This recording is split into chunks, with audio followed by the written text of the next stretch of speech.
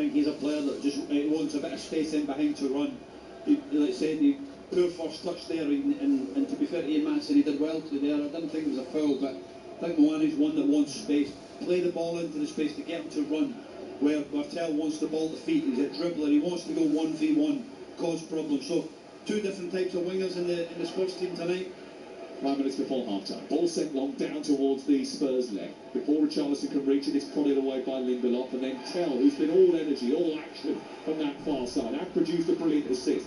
Tries to win the ball. Gallagher sticks his hand out. Surely that was handball. Referee didn't see it. Play on. Here's Porro running over halfway now. Kolo Muani is to his right. He feeds him into a crossing position. He's down the side of the Aston Villa penalty area. He's got support from Bentancur. He uses that support. What can he do with it? He waits. Brings it infield. Palhinha takes over now. They're at walking pace, Tottenham, as they approach the edge of the penalty area. Villa funneled back into shape.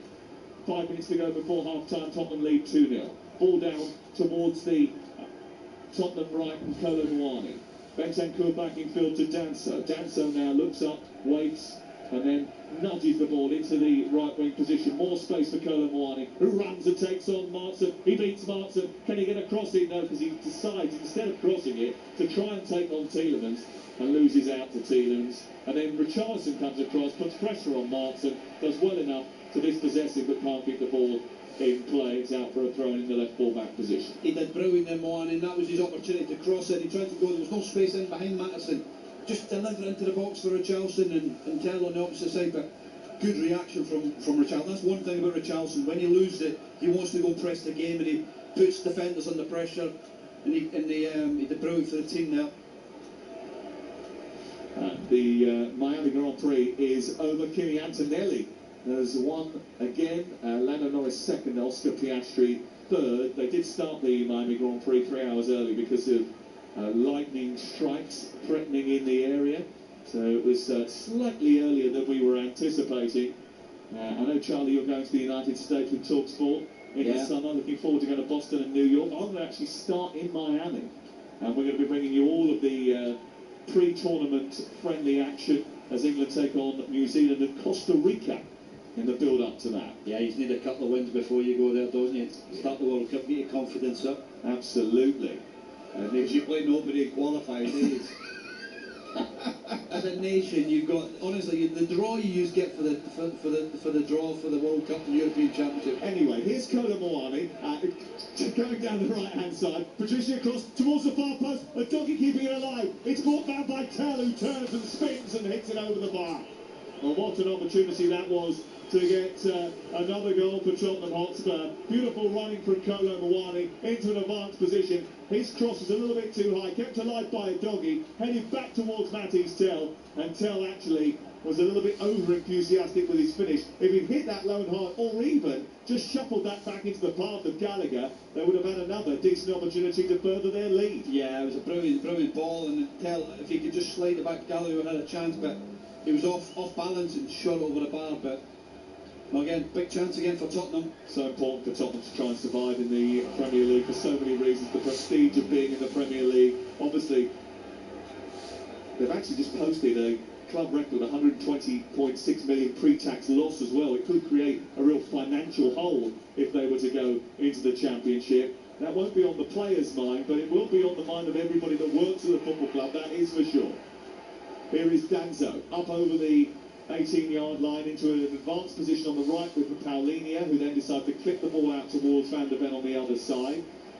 And Tottenham Hotspur, who have been utterly dominant in this first half, lead by 2-0. And if that is the final score here at Villa Park this evening, they will be out of the relegation zone as it stands. They will jump up above their London rivals West Ham. They'll have 37 points.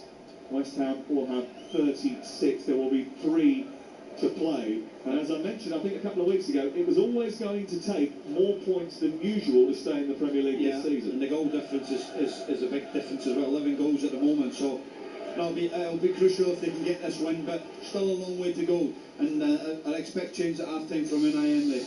Just go back to that World Cup. I think you going to Miami, correct. I think you're that type of person that would suit well in Miami. Do you? Yeah, I think you'll be good. I think you'll enjoy it. Do you think so? Yeah, I think he will, yeah. Do you know what? Just because you want me to, I think I'll try. Yeah, brilliant. You deserve it. There's a couple of good golf courses, I've been told, on that McCoy's on the other hand, I'm not too sure. Here is Rogers playing the ball square. I think I can deal with it just a week or so, just before the World Cup, just to make sure everything's okay. You have to adjust to the climate.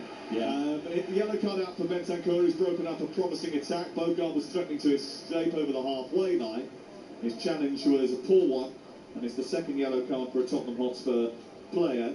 I mean, you could say you're a little bit surprised that maybe an Aston Villa player hasn't gone into the book, but they've played so poorly in the game, they've barely managed to put in a tackle. They've not been able to lay a glove on them, have they? But again, for me, I'm looking at it thinking that's a good foul. You know, there was a Villa break, 45th minute, opportunity now for Villa to put it in the box, but that could end up being a good foul from Bentancur. Only the top three, Arsenal, Manchester City and Manchester United, have picked up more points at home this season than Aston Villa's 35, but they're 2-0 down here as we're heading towards half-time.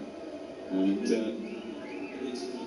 ball sent in towards the penalty area from the free kick, and there is a bit of pushing from Mings.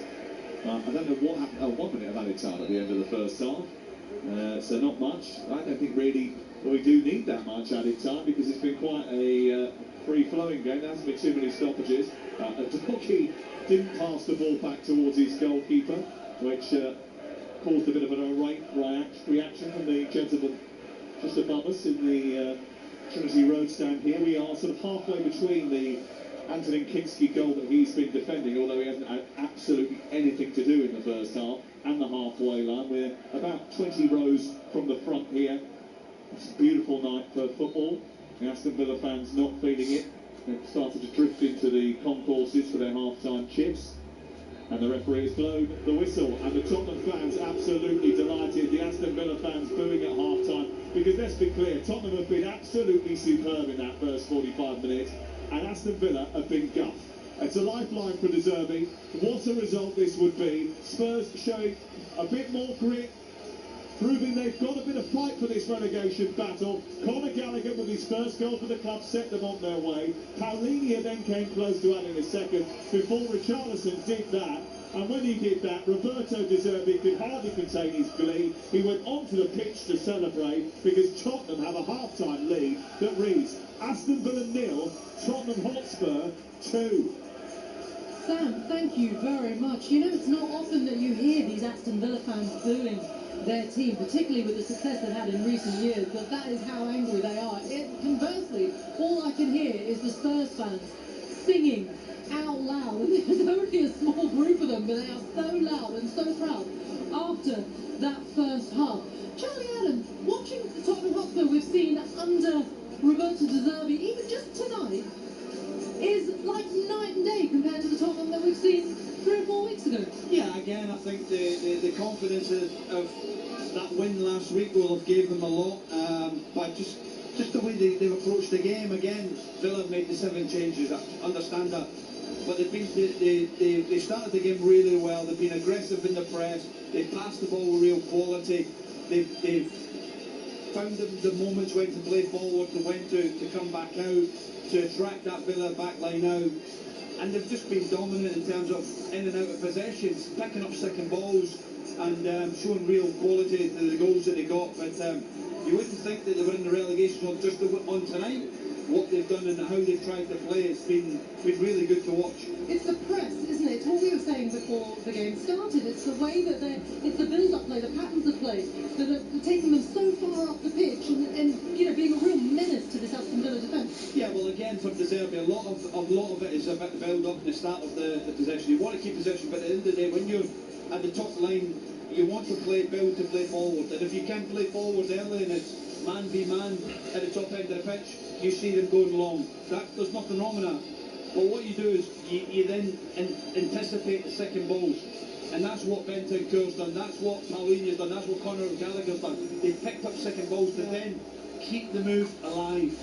And, you know, they've pressed them, Aston Villa at the top end of the pitch and not been able to get out and been really aggressive and Yeah, they thoroughly deserved the 2 goals that they've had. Yeah, it's so key what you said. I mean, they're just alive to every second ball, to every single action on the pitch, actually. They're anticipating. And I think you go and you look at it, well, for that first point, it looks like it's life or death. Yeah. And that's where I'm saying the Zerbi's talking about in the press conference. It's life or death. We need to win football matches, and what these Tottenham players are showing in this 45 minutes is what these supporters have been asking for all season. I've not seen much of Tottenham live, but you wouldn't think they were in the bottom 3 before this game in terms of how they played this game so far. Yeah, interestingly, I mean, as you were saying, the fans have been so loud. There's the Aston Villa players and Backman staff who were walking off the pitch. The Tottenham fans were still on the pitch and almost congratulating each other for that first half. And it was something that you haven't seen, that kind of cohesion in that team. No. Team spirit. But again, that's what the Zerbi wants to bring. That's part of your culture within the group. We're together, we're in it together. And again, that's what I'm saying is, they meet together after the whistle goes, and then they walk in together. There's a unity within that group. Listen, De Zerbi's a top coach, but it's taken them time now from the last game, being able to coach them all week without a game has actually probably helped them and getting more ideas to what he wants. Because in that starting 11, they've got good players. So that tactical detail, that little ideas for them, that week of training has shown that they're capable of building on that, and they've managed to do that so far. They really have, haven't they? Okay, I mean, you mentioned that Aston Villa will probably be looking to make some changes. Unai Emery not happy at all. So many times grimacing through that first half, hands in his head, not really believing what he's seeing, even though he picked the team. Yeah, again, I think the body language of 2 coaches are totally different. Where De Zerbi's animated, he's passionate on the side, he's showing enthusiasm for his team because he knows they're playing well, but he knows he can't go it. Unai Emery stood with his hands in his pockets, wondering what to do, observing where the problems are coming from, and I don't think it's really tactical. I think it's a wee bit of desire within you to get closer to people, get a little bit further up the pitch, and be aggressive in your duels, pick up second balls. And that's what I'm saying, that's what the Tottenham's done better than Aston Villa. Yeah, absolutely right. And the reward for that is a 2-0 lead at half-time. Let's find out what's been happening at the Miami Grand Prix. Well, we know that it's finished, and we can hear how it's finished with TalkSport Tom Clayton now. It has finished indeed, and Kimi Antonelli's taken the checkered flag in Miami to win his 3rd race in a row and extend his lead at the top of the standings. It was a frantic start as Charles Leclerc led us to the first corner, with front row starters Antonelli and Verstappen locking up and missing the turn. Then we had 2 cars crash at the same time at different parts of the circuit, as Hadjar did it on his own, and Gasly was split by Liam Lawson. After the safety car came to clear those, Antonelli and Norris jumped into first and second and cleared off into the distance for a private battle, but Norris couldn't quite bridge the gap, and Antonelli could cruise to a 3rd victory from 4 Grand Prix this season. The other McLaren of Oscar Piastri eventually completed the podium. The threat of rain never came to fruition, but nothing could rain on Kimi Antonelli's parade today. He's won the Miami Grand Prix and takes a 20-point lead in the championship. Great start, Tom. Thank you very much. It's half-time here at Villa Park, and it's not a very happy Villa Park at all. Lots of boos ringing out with the changes that Unai Emery made. 7 changes going into this game, and at half-time it's showing because it's Aston Villa 0, Tottenham Hotspur 2. Huge for Tottenham Hotspur as they're desperate to pick up points in this relegation battle. In fact, if it finishes like this, it means they are out of the relegation battle, and West Ham drop in. Of course, still a big 45 minutes to go. That's coming up for you next. This is Game Day exclusive, and the second half is up after this. Game Day exclusive on TalkSport with Sky Sports. Stream a massive month of sport this May on Sky Sports with a Now month membership. 18 plus. Stream via internet. Terms apply. At Betfair, we're built for football's dramatic run. From European knockout rounds to the league's biggest 6-pointers. Where promotion, relegation and title issues can swing on a dodgy VAR call. Can you predict the twists to come? Get a free £10 bet when you bet £10 on Ackers or Bet Builders on football this week. Betfair. Play different. Opt-in required. Free bet valid for 7 days. Minimum 3 legs at 1.5 odds or higher to qualify. T's and C's apply. 18 plus. Gambleware.org. Incredible scenes here at the Village Hotel's Pub and Grill. Fans are taking their place in the fan zone with stadium-style seating, amazing views on huge screens, and we're underway. Lovely bit of dribbling there as she tackles the burger stack. Down again down the wings. Sticky barbecue. Unbelievable. Oh, and he's hit the bar. And it's there. His favourite ice cold beer. What a result. Catch every game live in the Pub and Grill at Village. Get in. Find out more at villagehotels.com. We all fantasize about our perfect home, watching the big game cozied up in the snow. Balmy summer nights with the kids playing on the lawn. But come on, this isn't real. Listen, if you're serious about making your fantasy a reality, find out what your home is worth instantly with a free online valuation estimate. Get real about moving. Get on the market. Most common time to obtain an online quote between 1st of April 2024 and 30th of June 2024 is under 3 minutes. Excludes Northern Ireland. Imagine a place where you can escape for a day. Get immersed in a world of rooms, inspiration and expertise, where you can laze in luxury accommodation. And kids can feast from 95 pence. Tickets are free to everyone and include all the attractions. You just imagine a day out at IKEA. IKEA, the wonderful everyday. Sorry, excuse me.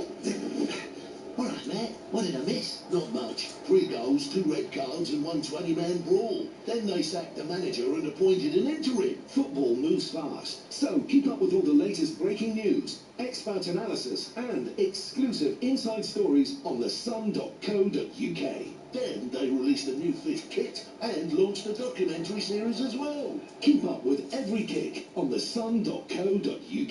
McDonald's wraps, all flavour, no mess. No drips on your drip or grease on your shirt. No crumbs on your keyboard or sauce on your dashboard. Just all the flavour of sweet chili chicken, barbecue and bacon chicken and new tikka chicken. Wrapped up neat.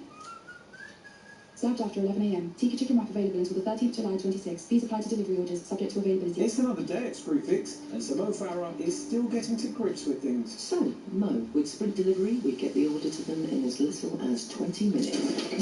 Mo? Done. He was on the 80th floor. Nice work. But, Ben, you know we use delivery riders, right? Oh, now you tell me. Sprint it in as little as 20 minutes. Screwfix. No stocking. Conditions and geographical restrictions apply. Game day exclusive on Talk Sport with Enterprise Rent-A-Car. Here for it. Book now at enterprise.co.uk. On DAB, online, on your mobile. Game day exclusive on Talk Sport. Hungry for football gets you to the goals. Game day. Award-winning live football commentary. The nation's football radiation commentation station. The biggest day of the week. Game day exclusive on Talk Sport. Yes, this is Game Day exclusive live on TalkSport. I'm Rashmi Chowdhury. We're here at Villa Park, where at half-time it is Aston Villa 0, Tottenham Hotspur 2. As things stand, Spurs will climb out of the relegation zone and move a point clear of West Ham, who dropped right back in it in 18th. It's quite astounding. You talk to people here in the press box, as people have been, saying to me, oh, she has so little faith. And I said, look, this is the Tottenham Hotspur we have not seen for months. Everyone very pleasantly surprised, if you like. But of course, Aston Villa fans not happy at all at how this is going so far. They're going to need to do something in the second half to fight their way back in this game. Let's see what the odds are saying with all of that. After that first half, we're going to get the latest now from BetFair, the official betting partner of TalkSport Premier League coverage. Odds update on TalkSport with Betfair. Play in a different league this season with Safe Sum from Betfair. 18 plus, gambleaware.org. Okay, as I say, it's currently Villa 0, Tottenham Hotspur 2, and this is how the half-time odds look at our friends from Betfair. So you can get Villa to win at 19-1, you can get a draw at 7-1, and you can get Tottenham to win at 1-7 odds on. That odds update is all thanks to Betfair. Returns accurate as of 10 minutes ago. For verification, see betfair.com. Over 18s only. Conditions apply. Go to gambleaware.org. Odds update on TalkSport with Betfair. Play in a different league this season with Safe Sum from Betfair. 18 plus, gambleaware.org. Now, if you were tuning in earlier live today on Talk Sport in the Premier League, you will have heard Manchester United sealing Champions League football for next season with a 3-2 win at home to Liverpool. In a moment, we'll hear from Arne Slot, who thinks United's second goal should have been ruled out. But first, here's Michael Carrick, who was full of praise for the match winner, Kobbie Mainoo. I've known Kobbie a long time. He's everything about this club, what we want it to be. Obviously, he's been here, he's through it. You're going to have ups and downs as a player. It's going to be challenging at times, it's going to be good times. And hopefully there's more good times for him. But at the moment, he's playing so well. I think he's taken his game to another level over the last couple of weeks, especially. Confidence is part of that, responsibility is part of that, and he's a big part of what we do. So for him to score the win against Liverpool, to put us in the position is obviously very special for him. If a ball has a certain curve, and after a touch the curve changes to the other side, then you know one thing for sure, he touched the ball.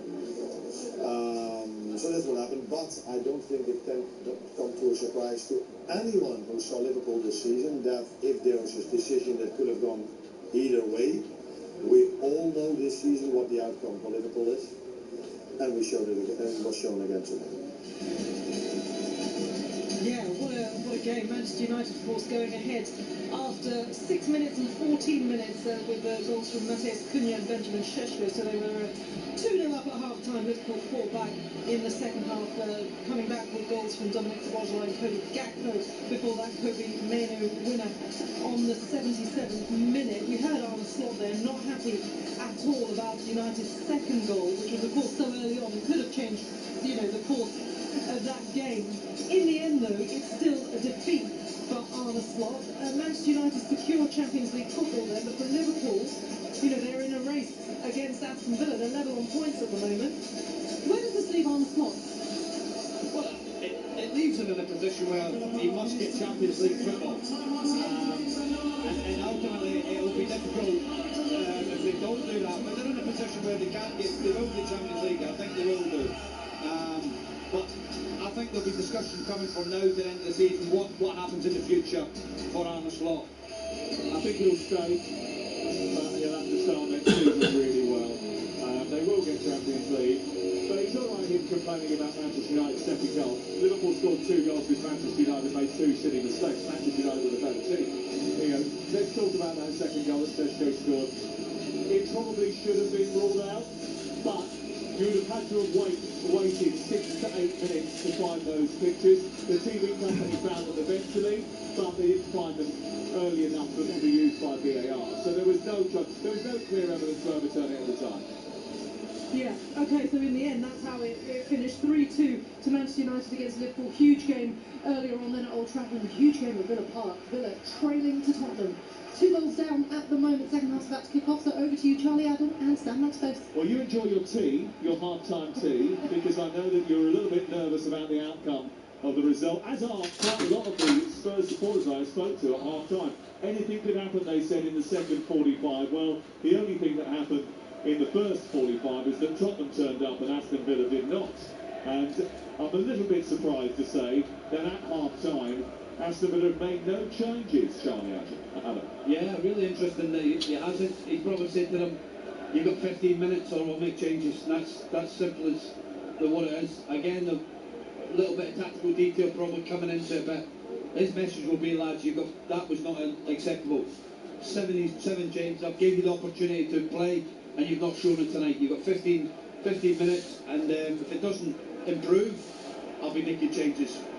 Well, look, the next 45 minutes could define the next period in the history of Tottenham Hotspur Football Club. It won't guarantee them staying up because there are still 3 fixtures to go, but it will definitely define how they approach those next few fixtures. Given away by Tell, Bentancur's got back to stop Abraham from progressing down the right-hand side. His cross eventually hits a Tottenham player and goes behind, and that is the first Aston Villa corner of the entire match. 46 minutes and 16 seconds in. Yeah, it comes from Tell's pass. Poor pass in there, and they pick it up, and Abraham on the outside goes there and tries to put a cross in to get the corner. Sancho now looking to put the outswing in here. Interesting conversation between Jed Spence and Ezri Konsa on the near touchline. Those two colleagues. Short corner taken and then given back to Sancho, who's in an offside position. Oh my word, that is going to go down like a lead balloon. Yeah, you're 46 minutes in, opportunity to go put a delivery in the box, and you play short and you go offside. Not what Sancho wanted, but Aston Villa, poor decision. There's your chance to put it in the box, go and make something happen. Unless they're trying to work something, you've got to, if you are trying to work something, you've got to get back on side to make it happen. Okay, so the two teams look like this. Sorry, Charlie. Amy Martinez is the goalkeeper for Aston Villa. The claret shirts with white shorts and light blue sleeves, light blue socks, tapping the goal towards our right, the Holt end, the famous Holt end. But Amy Martinez in goal. The back four of Matt Cash, Lindelof, Mings and Martin. Bogard and Tielemans in midfield with Rogers, Barkley and Sancho behind Abraham in attack. It's Colin Moani who's coming forward here, down the Tottenham right. I'll run through their 11 in just a second. Ball picked up by Porro. Porro's crossing towards the near post. He's headed away by Lindelof. Headed back by Benson Kerr. Kept alive by Tell down this left-hand side. It's still 2-0 to Tottenham. And pushed by Matt Cash down by the corner flag. Goes unpunished until nudges it out of play and it goes for a corner kick. Tottenham have got Anthony Kinski in goal. Pedro Porro is the right back. Danzo van der Ven and Udogie on the back four. It's Polinia in the books. Bentancur in the middle of the park with Kola Moani. He's also picked up a booking. Gallagher, who scored his first goal for the club today, and Tell, who made the second goal for Richarlison, who leads the line. And Tottenham leading by 2-0. Yeah, it's something for Villa. I could see now the assistant coach of Aston Villa looking to speak to Emery, so still no subs out warming up, which is something that would be interesting to see when they actually make this first substitution. Now he's telling them to start warming up, so expect a few subs, but I think from Tottenham's point of view, it's about, can you start the second half the way we did the first half? Put real pressure on Villa, get the ball wide, get it into Moani, get it into Tell, 1v1 and make things happen. Ball back with Anthony Kinski, puts it into Udogie, a little glancing header into the path of Tell. Barkley chases with Van der Ven. Van der Ven obviously is faster than everybody in the Premier League, so he reaches the ball first, then Barkley tugs his shirt, he falls to the ground. A free kick is given in the left full-back position. Spurs won 4-0 at Villa Park in March 2024, but they've lost 6 of their last 10 Premier League meetings with Aston Villa. None of the last 21 meetings actually between the sides have been a draw. It's the longest such run in Premier League history, joint with Chelsea and Crystal Palace. Spurs started the weekend 18, 2 points from safety, 4 games to go. They've taken just 9 points from 16 Premier League games in 2026, but they're leading here by 2-0. Martin gets there ahead of Kola Moani. Tielemans nabs in a little bit further up the pitch, but Gallagher tenaciously wins the ball back in the middle of the park and then shows his real ability just to get in front of Barkley and draw the foul, which then Barkley sees yellow for, and a free kick is given just left of the centre circle for Tottenham Hotspur, who lose. Yeah, good play from Conor Gallagher. Again, talking about picking up these second balls first half, he did it a lot, and he's just enticed Barkley in there to dive in to buy a foul, but just look at De Zerbi as a coach, and I look at Conor Gallagher and I think he's probably the type of player he's looking for, isn't he? Energy, quality on the ball, good press from the front. Here's Tammy Abraham though, going through the middle, across comes Van der Ven. He's like the 5th emergency service when it comes to Tottenham Hotspur. He always seems to arrive just in the nick of time, sliding in to nudge the ball back towards Anthony Kinski, and he gobbles it up and he manages to get it clear. 2-0 to Tottenham. Yeah, just looking at Tottenham from where they are in the back at the start of the season to where they are now, there's a real composure within that team. You know, if there's no pressure on the ball, centre-back, goalkeeper, happy just to stand on it and entice that press, and then look to start playing when they can. But if not the pressure, you just stay on the ball, waiting for it. Goalkeeper's very comfortable with the ball and looking to try and get that way of getting out that press from Aston Villa. So there's a real calmness about Tottenham so far, but we know that 2-0 scoreline is a bit of an edgy one. If you can get that, Villa get that next goal, let's see how nervous Tottenham get. But Ollie Watkins is on the sidelines down in front of us warming up, so is Emi Buendia. Douglas Luiz is there as well. Leon Bailey is warming up quite vociferously. Konza is out there now as well. As maybe substitutions are being prepared by Unai Emery and his staff. It's still Aston Villa 0, Tottenham 2, live on Talk Sport this Sunday evening. Sky Sports, and don't forget that with now you can stream the Premier League flexibly with an Now Sports Day or month membership 18+. Stream via the internet, terms and conditions apply. Aston Villa did play on Thursday night, although they have made 7 changes since that Europa League semi-final. And I wonder whether or not this is anything to do with tired legs or just a little bit of rustiness as Mings just puts the ball casually out of play over on the far side, then looks to the heavens, and the throw is taken quickly by Porro into Kolo Muani, back to Gallagher right side of the box, into Palhinha. Palhinha guides it back to halfway, Spurs leading 2-0. Danzo, Palhinha, right side, flips it back to Van der Ven, and Van der Ven will orchestrate a build from the back again. And I suppose, I mean, you could say Villa need to do something to change the narrative in the game, but Tottenham, well, they just want to take the sting out of it. Yeah, and again, let's say that's the composure they're having at the moment. Just going back to the goalkeeper, trying to entice Aston Villa out, to open the spaces, then to play forward. There's no rush for Tottenham. They're really comfortable in the game. They've got to have that composure, have that quality on the ball, and when they've got the opportunity to go forward, they go forward. Tielemans tackles from behind, gives away a free kick, midway inside the Aston Villa half of the pitch as Porro threatens to escape down the right. I think the difference between Tottenham tonight and what I've seen for most of the season is the composure on the ball, confidence on the ball, playing with a little bit of swagger, you know, really just pushing the ball around at speed, looking as if they are comfortable on it, whereas they've been so shaky over the course of the campaign, so vulnerable. They just look a little bit more assured and confident in themselves. Yeah, again, it's just, you know, I was speaking to one of the analysts of Tottenham at half-time there, and it's just real clarity from De Zerbi what he wants in the team from each individual player. No pressure on you, stay on the ball, wait on it, and you can see that in this Tottenham team. They look like they're playing with confidence. I said before, they don't look like they're in the bottom 3 before this game, but it looks like there's a good relationship forming, and the manager trusts the players to go and play the way he wants them to do it. Pedro Porro with a big cross into the box, taken down by Danzo, elegantly keeps it in and sends it back to the edge of the area to Conor Gallagher. Gallagher left side of the box, plays it back to Palhinha. Palhinha now all the way to Conor Gallagher. Gallagher into Bentancur, and now Doggy tries to take it through the centre circle. They don't look like a team that are fighting relegation, Tottenham, the way they're playing. Here is Porro moving up towards the edge of the box, and everybody in front of him actually run into an offside position. So as much as he's going to get criticism for taking a shot on there, he had to shoot because everybody else was getting too eager. Yeah, we were right in line with it. It was a good line from Aston Villa, and Porro had to take that shot on because they were offside, but good play against from Tottenham, circulating the ball, keeping it on this side, left side, and then working it down the other side to then get the overload to get Porro on the ball. Yeah, and Martinez has it at his feet on the edge of the 6-yard box. He starts to move out with the ball at his feet, the World Cup winning goalkeeper, and then rolls it into Lindelof, who will see Sweden at the World Cup under Graham Potter, thanks to what was a brilliant international break for them. Mings moving forward at pace, being chased by Kolo Muani into Rodgers, who is dispossessed brilliantly by Bentancur with a lovely tackle. Rodgers has gone down, but it was a really good, well-timed intervention by the Uruguayan. It goes over to the far side. Martin takes it off the toes of Pedro Porro. Mings under pressure, plays it in field to Lamar Bogard. It runs to Barkley, who hasn't had a great game.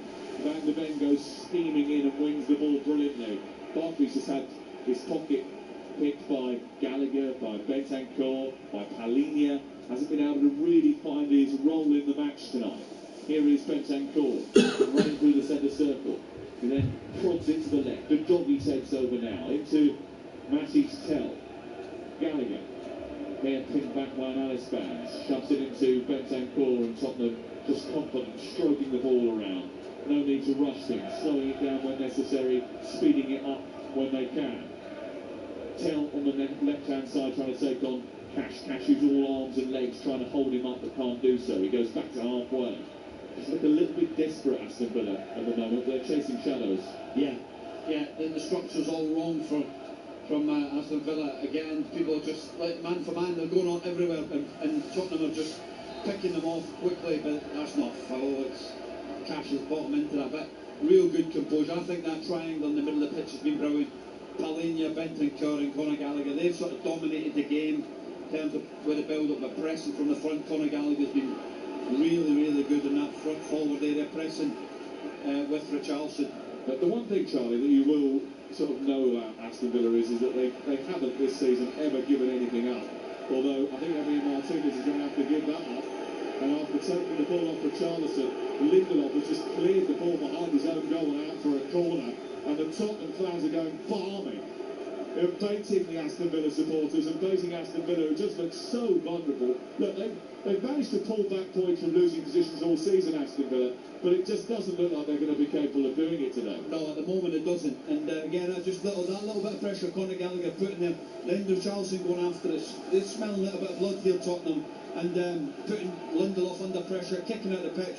Opportunity now, go and put a good delivery into the box. Spurs with a corner from the right-hand side. They've scored 15 goals from corners this season. And Tell puts his hand in the air, looking to try and find one of those aerial threats. It's away by Abraham, drops on the edge of the box for Conor Gallagher. Gallagher lifts it back into the area. It's flicked away by Marks, and the offside flag has gone up. And I can't tell you which Tottenham player was judged to have been offside by the assist on the far side, because there was about 7 of them. Ollie Watkins is stripped and ready for action away to our right-hand side. We played 58 minutes. It's TalkSport, 19 points from losing positions they've managed to rescue so far this season. Aston Villa, which is the joint highest in the league, and they've scored 10 goals via substitutes in the Premier League this season, and it will just add a little dash of anxiety to the Tottenham support that it's Ollie Watkins who's coming on. Yeah, it's not a bad sub to have on, but yeah, brilliant from Conor Gallagher there, pressing. He's like a man possessed now, he's chasing everywhere. Talk about endearing yourself to the fans. He's all over the place. He's like a pit bull terrier, isn't he? Yeah, again, but that's what you need when you're in these situations now. You're in a relegation battle. You need people to go and press and fight and scrap, and he's shown that. He's set the tone for the rest of that Tottenham team. Watkins is coming on for Tammy Abraham. That's the change.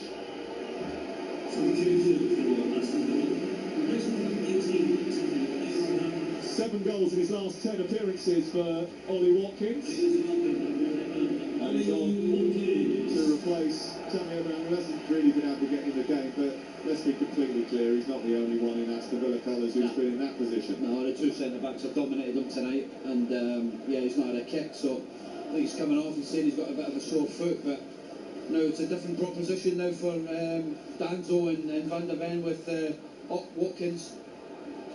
Abraham off on, Ollie Watkins on. 2-0 to Tottenham Hotspur, live on TalkSport on this Sunday evening. Remember, we'll bring you so much more football this week, including semi-finals from the Champions League, semi-finals from the Championship playoffs as well. And then we're at Liverpool-Chelsea on Saturday, and we've got game day live coming from West Ham Arsenal next Sunday. And that's without even telling you that tomorrow night Everton against Manchester City is live on the network. All the football, all the time. You know that makes sense. It has to be TalkSport. Here is Mings on halfway for Aston Villa side, who are desperate to try and find a way back into this game late on in the match. Half an hour still remaining. It's the first change of the night who they're searching for here. Watkins through the centre. Rodgers picks it up. He tries to send the ball centrally. It's a cannon off the body of Palhinha. Goes behind. Martin tries to raise the body by shoving his arms into the air to encourage the whole end to help the team out. And it goes out for a corner over on the far touchline, which Tielemans will take. Hopefully it's better than the last one they had. Here is the corner to be taken by Tielemans. And he's got Mings to aim for. He's not going to go short, as Charlie suggests. But wouldn't be wise after last time. Tielemans' delivery is deep to the far post. Kinski watched it all the way and punched it clear. It goes back out towards the right. Cash wires it into the box, but it's going to be cleared away by Tell. Adoghi's going to put Bogard under pressure. He's going to get there first, Bogard. The Dutchman finds Tielemans, who recycles it, but it's headed away by Palhinha. And Tottenham got players up the pitch here, and one of those is Kolo Muani, who escapes over the halfway line, runs up towards Lindelof, goes into the centre, ran out of steam again. Gives the ball away. No, it's just the wrong decision. He tried to come on the inside, he should have went on the outside of Lindelof. And now Aston Villa come forward with Barkley, moving up towards the edge of the penalty area. On the counter-attack finds Watkins. Watkins held up by Gallagher. And back Gallagher wins it brilliantly once more. But it's picked off by Rodgers into Tielemans. Edge of the area is Barkley. Rolls the ball back and then a little back heel after a great tackle from Polini. Leads Tottenham out. And he then draws the foul and he celebrates that as if he scored. And it's a free kick to Tottenham halfway inside their own half. They just want it more at the moment. Yeah, it's top number 6 play from Paulinho there. Sliding in on Barkley to regain it. Little bit of a shuffle and then just buying a foul to get his team up the pitch. But again, going back there for Mawani, he's 1v1 with Lindelof. Go on the outside, tried to go in where all the bodies are. And yeah, end up losing it. But that was a good play from Paulinho. Well, second half performance not as good as their first from Tottenham Hotspur, but Spurs have only managed 3 goals in the first 3 matches under De Zerbi. They've got 2 here today. They've averaged an XG of under 1 in every match. They've already averaged 1 in this match here. But all of a sudden, you're just getting the sense that Aston Villa are just trying to find a way back into this game. And for the first time, they've just got a little bit of wind in their sails. Not much, just a little bit. No, I just think they're trying to get a reaction from the crowd. Matson runs down a blind alley, tackled by Paulinho. Gallagher out towards the far side, picked up by Porro into Kolo Muani. Ended up being challenged by Bogard, and then it's picked up by Rodgers, who skips away from one challenge, comes past Paulinho, moves up to the edge of the area, shrugs him off again, he moves into a central position, looks to get the shot away, it's blocked by Bentancur, and then it's cleared out to the far side where it's gathered up by Randall Kolo Muani. He's trying to get away from Watkins. Watkins falls him down, free kick over on the far side.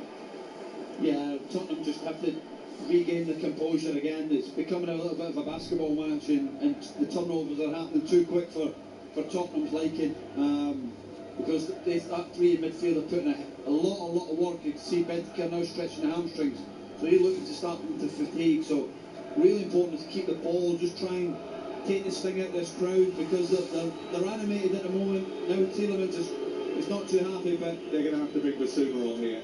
Yeah, definitely. Yeah, Basuma, hopefully he's not got the earrings still on that he had in the warm-up. You weren't happy about those earrings, were you? No, yeah, scandalous. No, they were poor.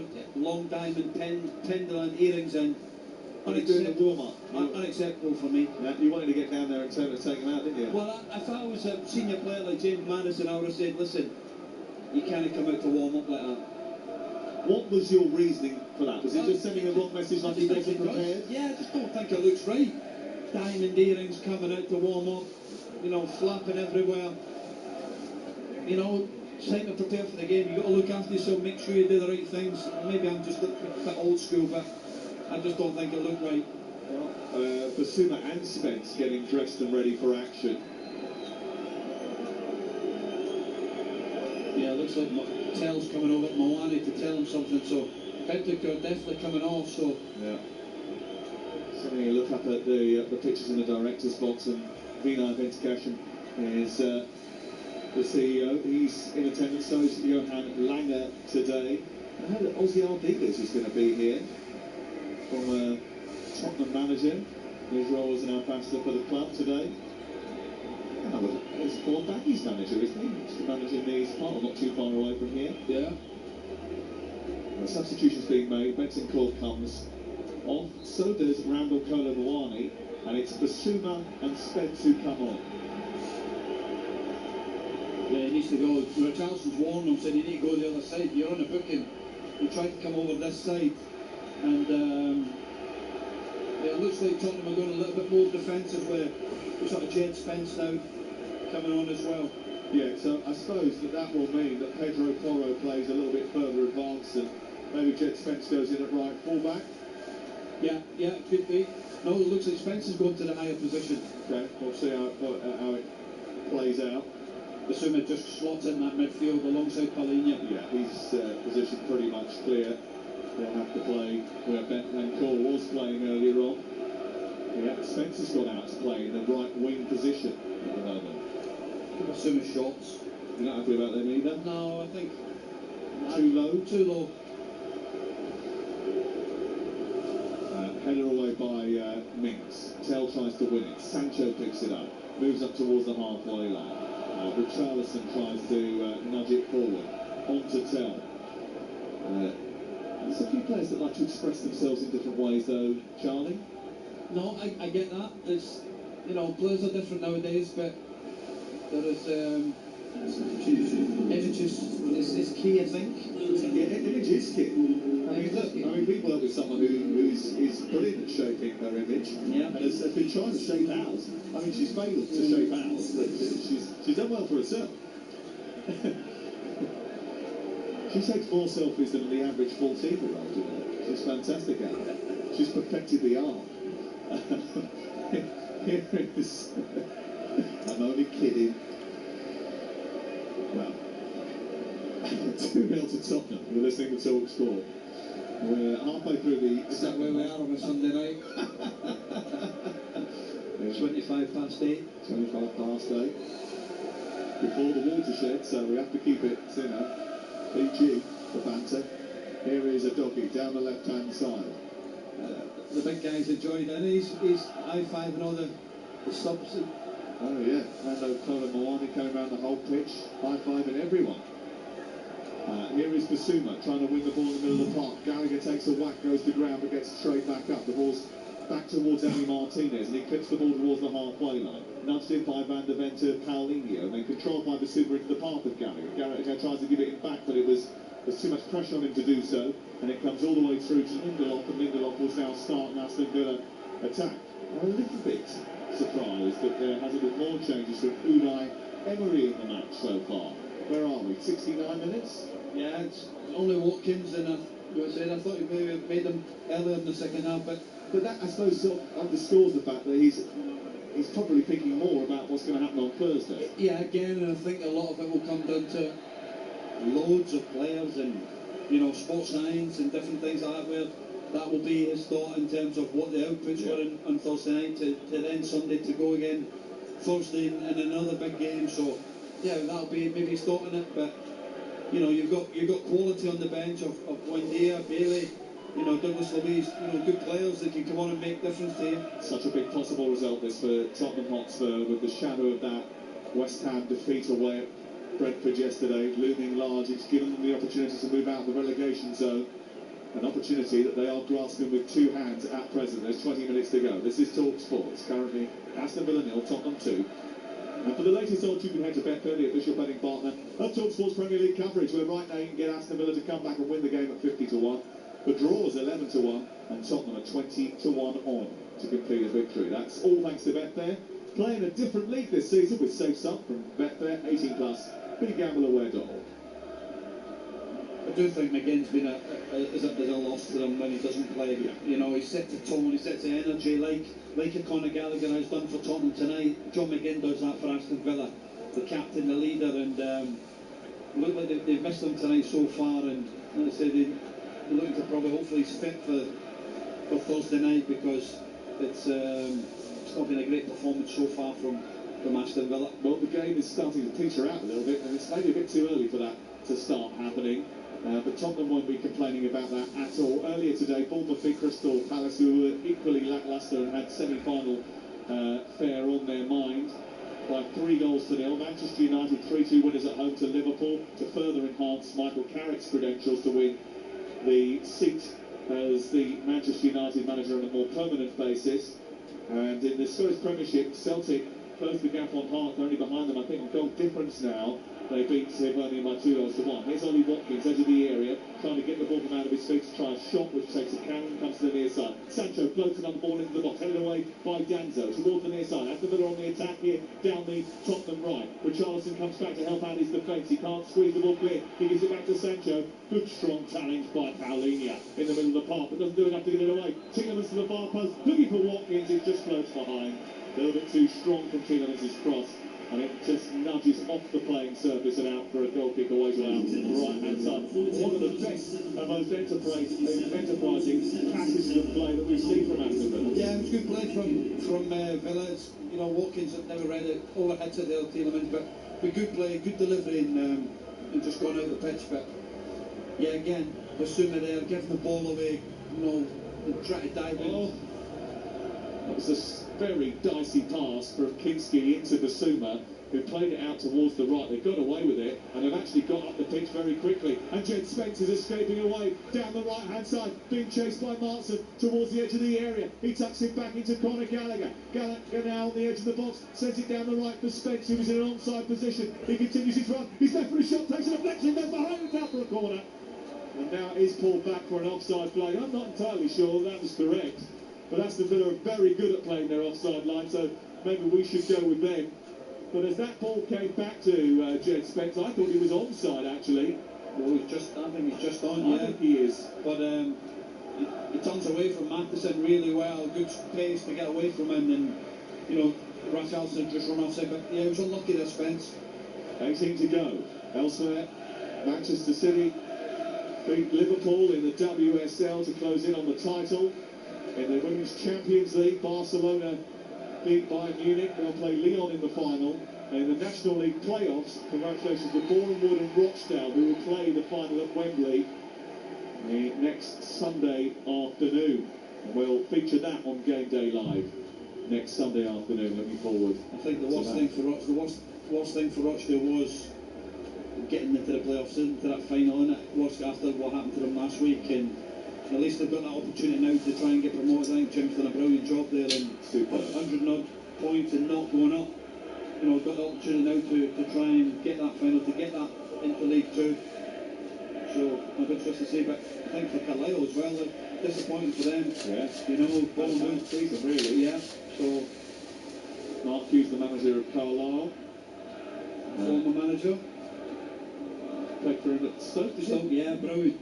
Really good, and like I say, that it just shows the love for the game to go to the League Two and then to go into the National League to coach. It's, you know, he's in there for the love of the game. And Martin with the crosses to the centre, looking for Watson as Aston Villa trying to get the ball moving up towards the edge of the box. He produces the cross which comes off of Van de Ven, who stationed well and headed the ball behind it away for a corner kick. Yeah, good ball, good delivery from Matheson, and Danzo did well to block that cross at the front post. Here's Tielemans to take it, and from the Holt end away to our right. 15 and a bit to go on TalkSport this Sunday evening. Tottenham leading by 2-0 to the near post. Terrible corner. Away by Pedro Porro, but Tielemans gets it back again. Got a chance to cross. His second delivery hits the first man as well. Pedro Porro's gone out to meet him. And then the third attempt at sliding the ball down the side hits Porro as well. And then Martin is wrestled to the ground. And then Porro gets the free kick and he turns like he's the Hulk and brings his arms in towards his chest and flexes his pectoral muscles as if to say, yes, look what I've just done. Yeah, I can see that energy from De Zerbi. It's starting to rub off on the players, isn't it, in terms of that fight, that desire, every challenge. It's not just Porro, see Paulinho do it as well when he wins a tackle. So there's a real connection between the manager and the players, and they're fighting for the cause. And you know, results like this so far will give them a lot of confidence going forward. Here in the right-hand side, the ball is with Sancho, and Sancho doesn't reach it. It's pinched away from him by Van de Ven, and now Spurs counter-attack is on. They've got Richarlison down his left-hand side. It's back towards Tell. Tell takes it on and moves down the touchline, hit the arm of Bogard. Doggy keeps it moving though, and Richarlison senses an opportunity, so he starts to dart down the left. He's blocked by Cash, it goes out of play on this near side. We've had a few text messages about your gripe about the earrings that have come into the studio. Charlie, very good on Basuma's earrings, says one texter. We miss Charlie Adam in the Stoke dressing room. We need a senior pro like that. All positive. You thought I was going to... Yeah, I thought he was going to be a negative. That's poor, that, isn't it? First thing about in life now is everybody thinks negative. We should be positive. So, but yeah, if anybody could see them, he shouldn't have had them on the warm-up. Well, he couldn't miss them. No. They were the size of satellite dishes. They were big. All thrown down the right touchline by Cash. Headed down and forward by Basuma, the aforementioned earring wearer. We've all had earrings, by the way. Let's not pretend we haven't. Don't point at me. Of course I've had an earring. Why are you so surprised about it? Rich is surprised about the fact that I had one. I told you it would fit well in Miami, didn't I? I cannot wait to see him in the summer with his earrings in Miami with his sunshades on. No, not earrings. Just one. Well, actually, I'm not even going to tell that story. Ball set forward down the left-hand side. Rogers chases the ball into the corner. Porro goes across, puts the ball out of play. Now, it should have been a corner kick, I think. And Rodgers is articulating that, but so angrily does he do so that he draws a yellow card from the referee. He's obviously frustrated there. No, he's right. It's a good decision. Good decision from the referee. It's a goal kick. I think it's just his body language after that. Well, he went charging up to him and shouted at him in his face, and he can't do that. No, you can't do that. Sam Barrett taking full control and saying no, yellow card. We've got an image to protect as we hear. Yeah. It's all about image. More for others. I don't think Sam Barrett wears earrings. Ball thrown in over on the far side. Actually, the last one I wore was quite dangling. Here is Mings. Inside the centre circle is Lindelof. Back out to the right and Cash. Cash now fends it on towards the right side of Sancho.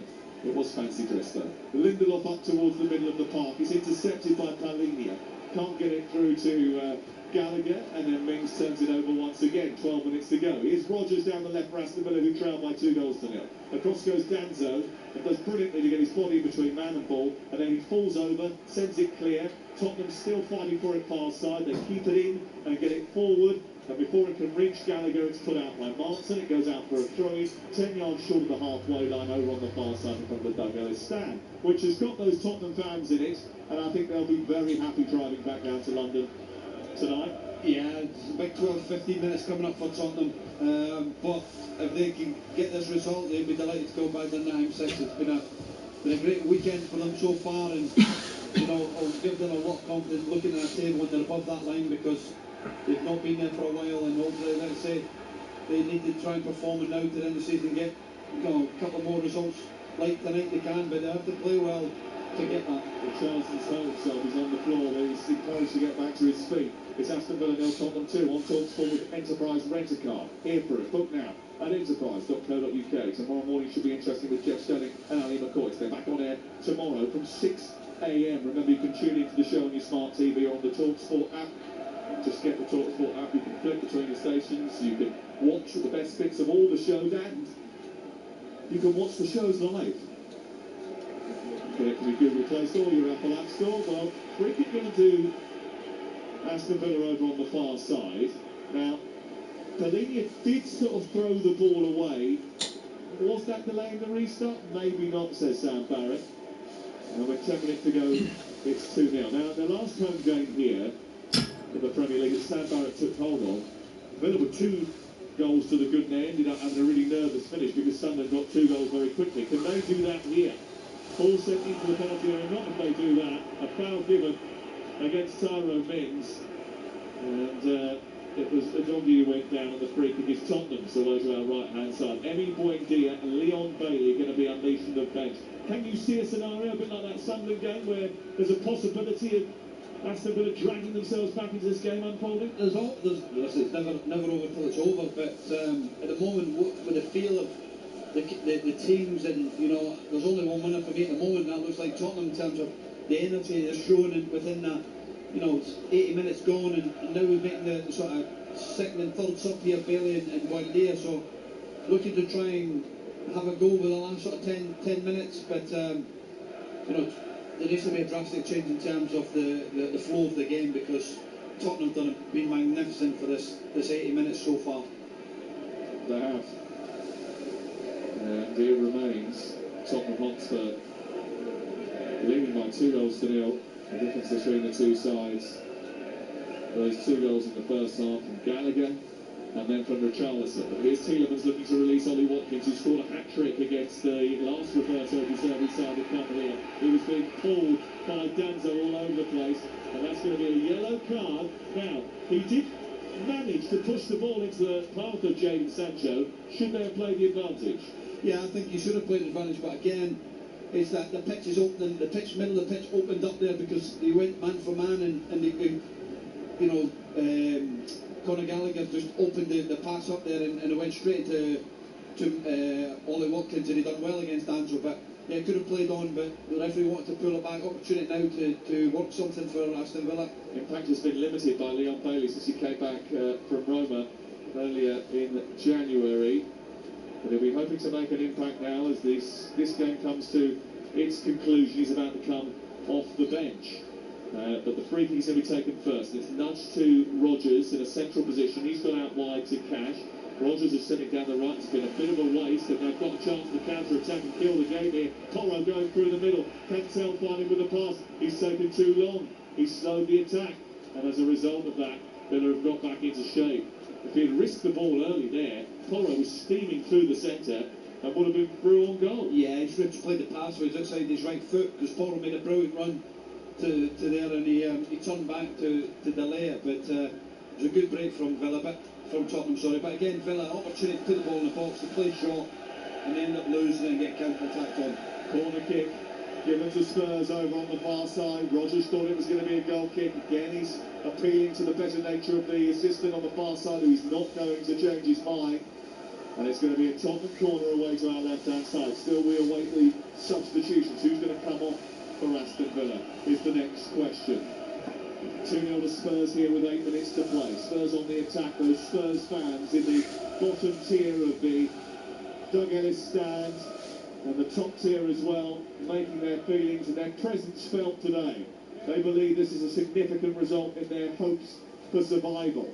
And when we're done, you'll be able to get your calls into Majestic and Alan Pardew 03 717 2233 44. Here is the corner to be taken by Pedro Porro, right side. Releases the ball towards the penalty spot. Danzo with a header straight into the arms of Emi Martinez. Yeah, it's a lovely ball, and it's a good header from Danzo, but straight down the middle of the goal to Emi Martinez, and catch it well.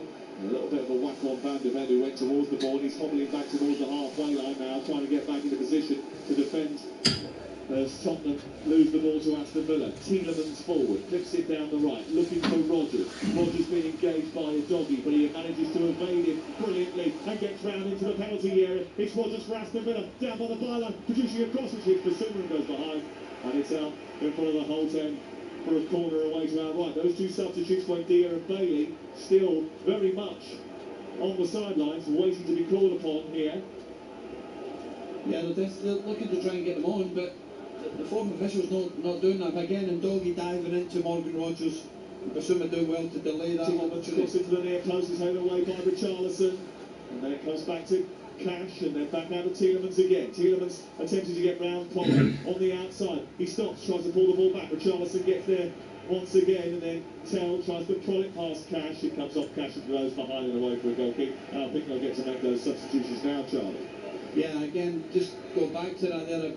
Van de Ven looks, just crouching down. He had a big whack on his foot there at the top end of the pitch, but Barkley coming off. And James Sancho. James Sancho coming off for Buendia and Bailey as we go into the final few minutes here on Talk Sport. And remember, that show with Majestic and Alan Pardew will be able to not only take your calls and your WhatsApp messages on 03717 223344, but also get the interviews from the tunnel with producer Deck speaking to Unai Emery and Roberto De Zerbi tonight. Still awaiting our first Aston Villa shot on target. That's something that will be of concern to Aston Villa supporters, especially bearing in mind that they've got to overturn a deficit in the semi-final on Thursday. The atmosphere will be great here, no doubt about that, and you'd expect them to get on the score sheet at some point with the firepower they've got, but they haven't displayed that today. No, they've not shown that performance that they've had over the season to get them to the position that they're in. It's been flat. There's been no energy, there's been no real quality within that performance. Well, fair play to Tottenham. I think they've come here as a away team. They've shut the crowd out, they've shown real quality, but they've had a real desire to be aggressive in possession, but also out of possession. They've been magnificent, and all started at that front line of Richarlison, Conor Gallagher have been brilliant from that forward press. I think they've been excellent. Here's Basuma getting the ball away from inside his own penalty area. Up the pitch it goes. Maybe Martinez went to receive it. Martinez sees it through to Tyrone Mings. Mings starts to meander forward. It goes over the halfway line and it's collected now by Lindelof. Lindelof looking for an outlet, but there isn't really one there, so he goes square instead. Then Artson tries to travel down the left touchline. He moves up into the left wing position. One of the things that they've done brilliantly, I think, all over the pitch is that they've won their battles, Tottenham. Yeah, man for man, they've been magnificent. They've picked the right time to go forward. Bailey into Buendia, who's just nudged off the ball by the muscular nudged or ambushed. You ain't want to run into him, do you? He's a big lad and top defender. But just going there, like you say, man for man all over the pitch. Tottenham have dominated Aston Villa today, and they've been magnificent. But it starts with Richarlison, it starts with Conor Gallagher at the top end. They set that press, and then for me, the two midfielders, Paulinho and the other lad who's been there, the Bentancur, before he went off, were top and real platform for them to get this result so far. Look now to bring on Bergval and Sarr, you know, two lads with good legs, good energy to hopefully see that game out for Tottenham. Yeah, they'll be thinking about getting over the line now, Tottenham. They think the job is done. And as they head towards the 88th minute, it should be really. Bissouma already on, Spence already on, Bergval and Sarr about to join them. As Tottenham Hotspur 2-0 in front here at Aston Villa, who have been brilliant at home this season. 35 points at home this season for Aston Villa. And Tottenham only just about to go over the 35-point mark. Here is Bailey down the right. He's got the ball at his toes. He's trying to twinkle into a crossing position, but there's no twinkling to be done here tonight. It's all about tenacity. And the doggy goes across and commits a challenge, which puts the ball out of play and away for a corner kick. Are we going to get our first Aston Villa shot on target late in the game here? Kinski has had zero to do all night. I actually don't think, we know he hasn't had to make a save because they haven't had a shot on target, but he hasn't really had to extend himself at all, has he? Only for the in-swing corner, he come and punch when he should have caught it, but yeah, it's been a quiet night so far for the goalkeeper. Here is Bailey's delivery into the box. It's headed goalwards by Mings, who got above the goalkeeper and headed the ball over the top. Yeah, it's a brilliant delivery into that front post area.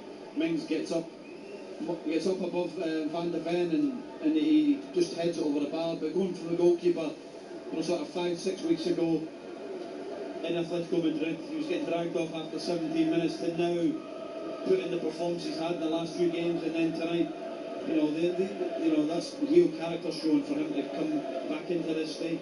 Yeah, I mean, listen, I thought he was put into a bit of a tough position actually by Igor Tudor, who didn't really handle that particularly well. But he has actually deputised quite well for Vicario after having to come into the team, despite the fact that we know that he's had that experience. He handled it pretty well. He said, you know, that the first 24 hours were really tough, but then after that, his teammates rallied around him. But he seized his chance under deserving. He made a crucial save actually to keep out João Gomez in the 98th minute against Wolves last Saturday, which went down particularly well. Yeah, again, it's like I say, he's a goalkeeper that very comfortable with the ball at his feet. You can see that, and he wants to try and build the play for which will suit De Zerbi the way he wants to play and build the game. So he's a top goalkeeper with that. Ultimately, for goalkeepers, you need to make saves. Yeah. And let's say the goalkeepers at Tottenham this year have not made enough saves because they're in that position. So if he can build confidence, another clean sheet, back-to-back clean sheets are, you know, key for them going forward as well for the rest of the season to push them up this league. Well, Richarlison has just gone off to receive some attention. Matthias Tells has come on, and we've got 5 minutes of added time. And eventually Bergval and Sarr come on to the pitch. Didn't quite see who the other one was who was snuck off down in front of us. Tell and Richarlison. Richarlison is going to be taken off by them. I thought he was just going to get some treatment, but they have taken him off after he got crunched in that melee. Sarr and Bergval on. Gallagher looks up at the big scoreboard to see that there are 5 minutes of added time. He got the opener for the visitors, and they lead by 2-0 in stoppage time. And Tottenham Hotspur going to celebrate a rare victory, bearing in mind that they haven't won any games in 2026 before last week in the Premier League, and they've won 2 now in 8 days. And it's absolute delirium in that away end. And they've shown real character to hold off Aston Villa today. They've had to work incredibly hard, and they're doing that even now as the game gets to its end. They're just taking their time over every throw as they are now down in the left corner of the field away to our right as we look at it. but Doggy just making sure he eats every second out of the clock. They've relied on the odd counter-attack in the second half, but they haven't really tested Emi Martinez in the second half because all the damage was done in the first half. Yeah, absolutely. And again, it takes a lot of effort to win a Premier League game. The intensity is increased so much in the last few years. The quality is getting better. And let's say, if you're Tottenham, not many people coming here tonight would have thought that Tottenham could have come here and got a result. Obviously, 7 changes changed that, and then you feel Tottenham could possibly come here. But what they've done is they've silenced the crowd quickly, they've performed really well, they've been aggressive in possession and really aggressive out of possession, and showed real quality within that performance. So thoroughly deserved the victory when it comes round, and that's a top performance, a top away performance to then hopefully build for the last sort of push for the rest of this season. Well, the question will be what happens next. We'll see them against Leeds United in their next game live on TalkSport on Monday night of next week. So they've got a full 8 days now to recover, recuperate, get ready for action once again. And when they do, it'll be live on TalkSport. Again, another team, Leeds, massive outputs in terms of it, high intensity, distance covered, but they've done brilliant. Daniel Farke's done a wonderful job, and was calls for his head because thinking he wasn't good enough, and you got to strip it back. When he was at Norwich and reasons why they got relegated, but he's done a terrific job so far, and they'll be looking to finish their season strongly as well. And their game against Chelsea's had to be rearranged. They'll have another big rest, and they won't play until the 19th of May after that, and then their final day of the season. Tottenham Hotspur at home against Everton, by which time they'll hope they've got the job done, but you never know in this game how it's all going to go. Aston Villa's focus will be on Thursday night, and that massive game with Nottingham Forest as the ball goes out of play again over on the far side. Tottenham again take their time. This place has emptied really quickly in the last 10 minutes. A lot of people have seen enough.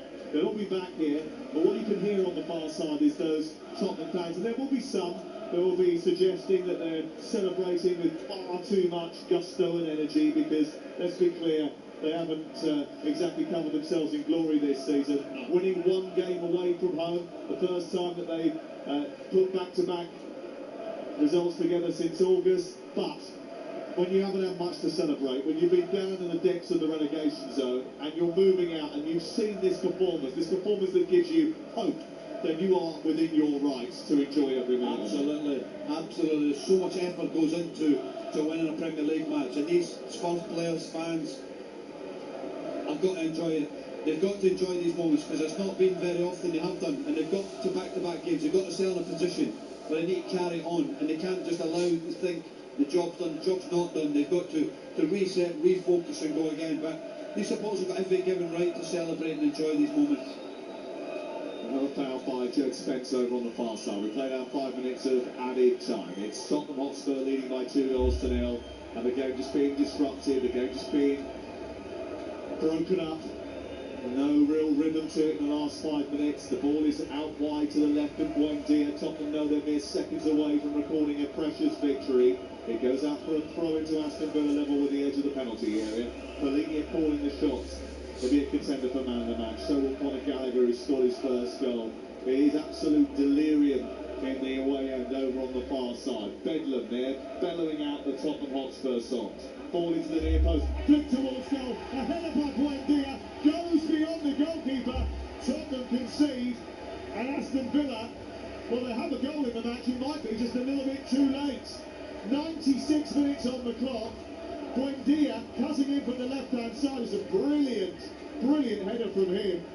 The cross from the near touchline was superb, and Buendia jumping up and glancing the header home, and all of a sudden it's Aston Villa 1, Tottenham 2, and there might be a little bit of work to do for Tottenham to ensure they get all 3 points. Yeah, no, I think it's game over. But it's a lovely ball from Matty Cash. He cuts back on his left-hand side, and Buendia gets right in front of Mickey van de Ven, and actually Kinski slips, his left foot goes away from him just as he goes to try and get the ball, and he collapses underneath it and it goes over his head. So 97 minutes on the clock. We were told that we were going to play 95. There eventually is the full-time whistle. Roberto De Zerbi said, "We aren't relegated yet," and he was right. Tottenham get a lifeline away at Aston Villa. There's no doubt that this is an unbelievable result for Roberto De Zerbi. Spurs have secured back-to-back wins for the first time since August. They've defied the odds, they've conquered Villa Park, they've given themselves a massive, massive injection and hope in this relegation dogfight. They move out of the relegation zone. Antonin Kinski didn't have much to do but conceded right at the very end. But all the effort and work rate from that first 45 minutes had already done the damage at Villa Park. Conor Gallagher with his first goal for Tottenham Hotspur since arriving in January. Richarlison with the second. That gave them the cushion. They went on, they fought, they tenaciously pushed Aston Villa to the limit. They won every duel, they won every tackle, and ultimately they've won a precious 3 points away from home at Aston Villa to move out of the bottom 3 and put real pressure on West Ham United. Their next game is at home in front of their own fans against Leeds United. It's live on TalkSport. It's going to be massive. Don't miss it. It's finished here at Villa Park. Aston Villa 1, Tottenham 2. Sam Matface, thank you very much indeed. All I can hear through my headphones with our programme in the background is the Spurs fans singing out loud and proud. They're opposite us in the dugout stand, the up into the top tier and the bottom tier as well, full of visitors, because then the rest of the place is cleared out from the Aston Villa fans. The Spurs fans still there. They are having the time of their lives. I'm wondering, is this where the real Tottenham Hotspur stood up, Charlie Adam? Because this is a performance that we have not seen all season. No, absolutely not. And if, like I say, the performance that they've put in real clarity from what the Tottenham are. We know that with De Zerbi. We know what he wants to do. But that performance has been magnificent. That's a top away performance from the Tottenham players. And, you know, that's back-to-back away wins. And, you know, the goal that they lost, they'll be disappointed with that. But, you know, you've got to win football matches, and no better time to do it at the back end of the season. Yeah, that's the only killer, isn't it? That's the only negative, because if they'd kept a clean sheet, that would have been a real boost for them. Nonetheless, they take the 3 points. That's 7 points now in their last 3 Premier League games. As you say, back-to-back wins for the first time, Charlie, since match days 1 and 2, when they beat Man City and they beat Burnley right at the start of the season. No wins in 15 before the Wolves game. It's about time we saw some fight from this Tottenham Hotspur side. And you said it in commentary, it's almost that energy of De Zerbi rubbing off onto the players now. Yeah, absolutely. He's had time to work with the players week to week. He's trying to get his ideas, his principles into the team, and he's seen that tonight. They've got good players. I said it in commentary, they've got good players, Tottenham. They need a bit of confidence. They need an idea and identity, and they've definitely got that with Roberto De Zerbi. Can they improve on things? Yeah, absolutely. But you've got to enjoy these moments. It's been far and few between these results, and you know, they'll enjoy that tonight, but they'll be back on it, ready for the next one. Yeah, everyone is celebrating together. Even no one's taking anything for granted here. There's still work to do, as you say. 3 games still remaining for Tottenham. Leeds at home, Chelsea away, and Everton at home on the final day of the season. But there's a unity. There's a spirit and there's a belief, and that is something that is incredible to see from this Tottenham Hotspur side, who have, you know, been so maligned all season. I've just got to say, in terms of this relegation battle, Spurs now move out of the relegation zone just by a point, and West Ham drop into it. West Ham's next fixtures: Arsenal at home, Newcastle away, Leeds at home. How massive is this for Spurs in terms of the context of the relegation battle itself? For West Ham, there's 3 tougher games that you can get. You know, Newcastle away is not easy. It's a tough place to go. They had a wonderful result against Brighton yesterday, and Eddie will be looking to try and push up and get that. Arsenal obviously going for the championship to win the league, and Leeds, you know, it's a tough game no matter what. So, but you have to just focus on yourselves. Tottenham, it's in their hands. they have to focus on themselves, and that's the key now. Is that the pendulum swung back into Tottenham's favour, and you can only focus on yourselves and then look at what you can do to improve. If you win football matches from now to the end of the season, then there's no doubt. But there's 3 games. Anything can happen in the Premier League. It's a tough league, and anything can happen with the 3 games. But these 2 results that they've had, these 3 results, 7 points, will do no harm at all since the new manager's come in. And brilliant performance from Tottenham. Do you know, the fans are just dancing in those stands. It's actually really funny to see. You think that they've actually, secured Premier League survival. That's how much they're celebrating. But you know what? It's been a long time coming, hasn't it, for the fans who've stuck by the team through thick and thin, but had to endure such terrible results, had to endure the possibility of relegation. It's still there, but they're having their day out. Yeah, absolutely. You have to enjoy it. Like I said, it's been few and far between, and winning any football game in the Premier League takes so much effort and so much organisation to win a football match. But the guy there that's running off the pitch was magnificent tonight, Conor Gallagher. He set the tone for Tottenham, and everybody else followed after that. Yeah, indeed. His first goal in a Tottenham Hotspur shirt as well since he moved from Atletico Madrid in January. Okay, we're going to now pick our man of the match with Enterprise Rent-A-Car. The Here for It hero on TalkSport with Enterprise Rent-A-Car. Whatever it is, we're here for it. There you go, Charlie. It was between 3 players, Paulinho, Bentancur and Conor Gallagher, but overall I think Conor Gallagher won this, and he set the tone, pressed the game, and he showed his quality with the goal he scored. Yeah, it's what everyone's wanted to see from him, isn't it? He's finally in a system that seems to suit him, and it brought out the best of him. That was our man of the match, our Here for It hero man of the match from today's game with Enterprise Rent-A-Car, Conor Gallagher. The Here for It hero on TalkSport with Enterprise Rent-A-Car. Here for It. Book now at enterprise.co.uk. Okay, stay tuned with us here. We're going to have a reaction from both Unai Emery, who'll be hugely disappointed by that performance, but of course they did get a goal back, didn't they, in that game as well. We're going to hear from Unai Emery and Roberto De Zerbi from here at Villa Park. Declan McCarthy will be bringing you those interviews. Remember that we bring you a massive game in the title race tomorrow as the pendulum, as Charlie mentioned, in the championship race to win the title, has swung straight back to Arsenal, and so it's a huge game for Man City. They're away at Everton, and they need to win if they want to keep up with the Gunners at the top. That one's with Adrian Durham and co from 7 o'clock tomorrow. Coming up next, so it's your chance to have your say on tonight's game, and of course the rest of the weekend's action. The majestic and former Premier League manager Alan Pardew on the final word. That's up next. Game day exclusive on TalkSport with Enterprise Rent-A-Car.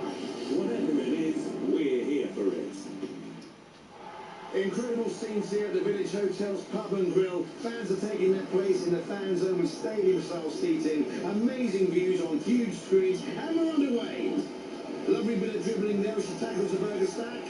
Now they're getting down the wings. Sticky barbecue. Unbelievable. Oh, and he's hit the bar. And he's there. His favourite ice cold beer. What a result. Catch every game live in the Pub and Grill at Village. Get in. Find out more at villagehotels.com. It's another day at Screwfix, and Simone Farah is learning the ropes. So, Mo, with Click and Collect, we get orders ready fast. So customers are out of here and back to their jobs in as little as 1 minute. What are you doing? Take lunches, get some more warm-up. I need to be in peak condition for when orders come in. Love that intensity, Mo. Laser focused. You might even have what it takes to beat my BB one day. Back in a moment. Click and Collect in as little as 1 minute. Screwfix. No stopping you. On day 3 of leftovers for lunch, have a day off. Switch it up with a double cheeseburger for $2.49 on the McDonald's Saver menu. Leftovers left the chat. Talk about saver satisfaction. Served from 11 a.m. Price and participation may vary. Fees apply to delivery orders, subject to availability. The sharp end. Ooh. Crunch time. Down to the wire. Do or die. The season finale. Squeaky bomb tape. Whatever you call the business end of the season, make sure you don't miss a minute with the Sun's free pull-out goals. From the Premier League to League Two, you get all the expert opinion, tactical analysis and news you need. Get your free copy of Goals every Saturday, Sunday and Monday only in The Sun. Sorry, we all fantasize about our perfect home, sipping a morning coffee out on the terrace. Good morning, Mr. Squirrel. Morning. The kids building a tree, playing on the lawn. But come on, this isn't real. Listen, if you're serious about making your fantasy a reality, find out what your home is worth instantly with a free online valuation estimate. Get real about moving. Get on the market. Most common time to obtain an online quote between 1st of April 2024 and 30th of June 2024 was under 3 minutes. Excludes Northern Ireland. At Betfair, we're built for football's dramatic running. From European knockout rounds to the league's biggest six-pointers, where promotion, relegation and title issues can swing on a dodgy VAR call. Can you predict the twists to come? Get a free £10 bet when you bet £10 on Ackers or Bet Builders on football this week. Betfair. Play different. Opt-in required. Free bet valid for 7 days. Minimum 3 legs at 1.5 odds or higher to qualify. T's and C's apply. 18 plus gamblerware.org. Imagine a place where you can escape for a day. Get immersed in a world of rooms, inspiration and expertise. Where you can laze in luxury accommodation. And kids can feast from 95 pence. Tickets are free to everyone and include all the attractions. You just imagine a day out at IKEA. IKEA, the wonderful everyday. Game day exclusive on TalkSport with Sky Sports. Stream a massive month of sport this May on Sky Sports with a Now month membership. 18 plus. Free roam internet. Terms apply. On 1089 and 1053 medium wave. On your mobile and on your smart speaker. Talk Sport. Talk Sport. A very good evening. It's 5 minutes past 9. Here are your sports headlines. I'm Amelia Beltrao. Tottenham have climbed out of the drop zone after a 2-1 win against Aston Villa. Conor Gallagher opened the scoring in the first 12 minutes and Richarlison doubled their lead in the first half. The Spurs club motto is to dare is to do. But for most of the season they haven't done anything, but they're doing it now. But Villa nicked a goal in the final minute of the game thanks to a header from Emiliano Buendia. Manchester United have secured Champions League football after beating Liverpool 3-2.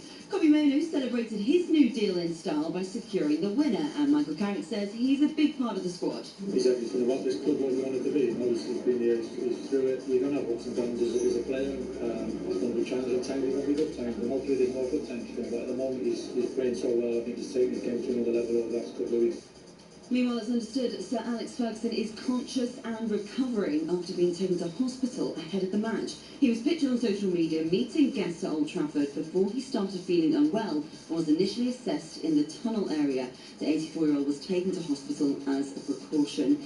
Elsewhere, Bournemouth boosted their push for European football next season with a 3-0 win at home to Crystal Palace. They're now 6th, whilst Andoni Iraola says it was a dominant display from his players. We started strong. I don't think we gave them the opportunity now to continue this plan, and I think we've been very consistent and very focused on the game, yes. And Kimi Antonelli beat Lando Norris to victory in the Miami Grand Prix to claim his 3rd successive race win and extend his World Championship lead to 20 points. Talk Sport News. A man and a woman have died in what police are describing as a suspicious house explosion in Bristol. And a man's been arrested in Austria after rat poison was found in some baby food jars on the supermarket shelves in Central Europe. Talk Sport weather with QuickFit. Store your new tyres this spring at a time that suits you best, from the comfort of your home or work 7 days a week, with our mobile tyre fitting service. Conditions apply. Showers gradually fading overnight and then mainly dry but rather cloudy, chilly in the north. On the Talk Sport app, on your smart speaker, on your mobile and on your smart TV. The final word, phone in. High energy national sport. The world famous phone in. Stop for the beat. One could be going to extra time and potentially voicemail. Have your say. The indispensable final word, phone in on Talk Sport.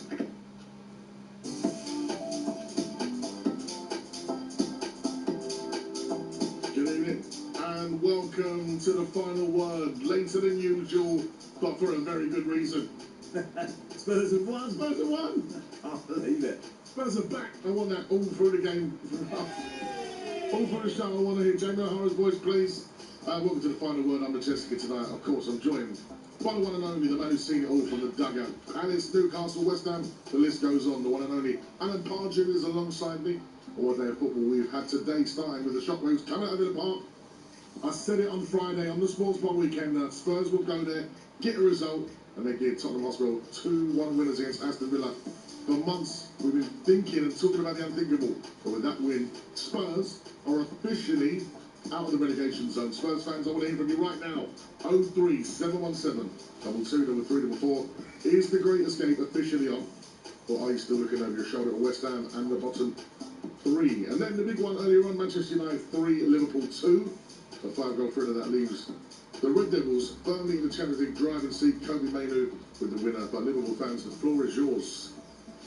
The bitter pill to swallow against your fiercest rivals. Does Arne Slot have the tactical teeth to rejuvenate this squad for a title chance next season, or do you want him out? Are you seeing cracks that cannot be fixed? Give us a call. We've got a massive show tonight. We're going to look ahead of tomorrow's huge clashes. Chelsea against Nottingham Forest. Come on to Chelsea. And Man City's chipped to it. But right now, we're talking about Spurs winning a game. Again. 2 in a row. Spurs are back. 03717 222 It's the final word. Spurs are back. Yeah, there it is. Pass. I am relieved. You know what's funny? Obviously, being on this incredible station that we're part of. Yes. I meet lots of people out there saying, I love you on Pals on a Sunday. But the Spurs contingents, they look at me as like, mate, are we going to stay up? When people ask me, are we going to stay up, it's like, I've got the answers. They've been like, I'm telling them, I've been saying it on Inside Spurs. I have to say, when I go to games, that's the main question I get asked. Is it going to be Spurs or West Ham? On the Inside Spurs podcast, I've been the positive one. Abby, Sonny, talking about you two. Negative Nellies. Negative Nellies, right? You have to it, mate. You can't have it in a relegation fight. I said it on the podcast this week. Do you remember Euro 96, the night before England Scotland? Yuri Geller was on fantasy football going, if there's a penalty, we move the ball together. That's about Yuri Geller. No? Oh, I told you the history with him. You got history already, me and him. No, I'm not going to go there. I want to talk about Spurs. What a performance. What sometimes you bring in a manager and he earns his corn. I'm not being funny. Tudor, right? He wouldn't know what going to Villa would be about, really. No. You know, he's seen it on the TV, but he hasn't experienced it. Of course, De Zerbi's been there. He knows what's going to happen. He knows where they are. They've played a European game. He knows he's got to put a performance of experienced players right on it and give them not an inch. And that's what they done. Yeah. And then did it brilliantly. Played Gallagher in the 10. He closed everything down. And Richarlison, by the way, that was one of his best performances for Spurs in terms of work rate, commitment, making the right decision, gets himself a goal. I thought he was brilliant. Let's go straight to the phone lines. I'll tell you what I'm going to do. I'm going to start with a Villa fan. Oh, they won't be happy. We got Ez here. How are you, Ez? How you doing, mate? Not bad. Was you the game? Yeah, I went, and you know what? Oh my God, how frustrating to watch. I mean, every man was disgraceful. It was just a shameful performance. And you know, if you ask me right now, and I didn't know where each team was in the league, I would say Spurs were towards the top, and it was Villa fighting relegation. And just 3 weeks ago, as a Villa fan, I was quite confident in our position in the league. I was quite confident that we'd go really far in the Europa League, and if we went out, we'd go out on a battle like we did against PSG last year. But in a matter of 3 weeks, I've gone from confident to, really, really worrying times. We just seem to be so weak in midfield. And it's just a frustrating thing to see. Spurs 100% deserve the win today. Yeah, they run all over you today. I mean, you know, you can look at him on the sideline and Emery, and you could see in his face that the selection that he made, he wasn't happy with what he was watching. He knows, you know, he's put a few extras in that sort of, go on then, you know, you've probably been knocking on my door to play, go and show me, and none of them did they? As you say, absolutely overrun. I appreciate that you might have been resting a few players for Thursday, and we didn't lose McGinn at the last minute. But people like Ross Barkley today, I don't know if you noticed, he just seemed to be watching the game. He was a passenger. Absolutely. And we talked about it, didn't we, Parks? We know that he's got quality and talent, but sometimes He's the player that can let the game just go by him. But listen, you've got bigger fish to fry. Thursday is the biggest game of your season, and that trophy, I always say that trophy belongs to Emery.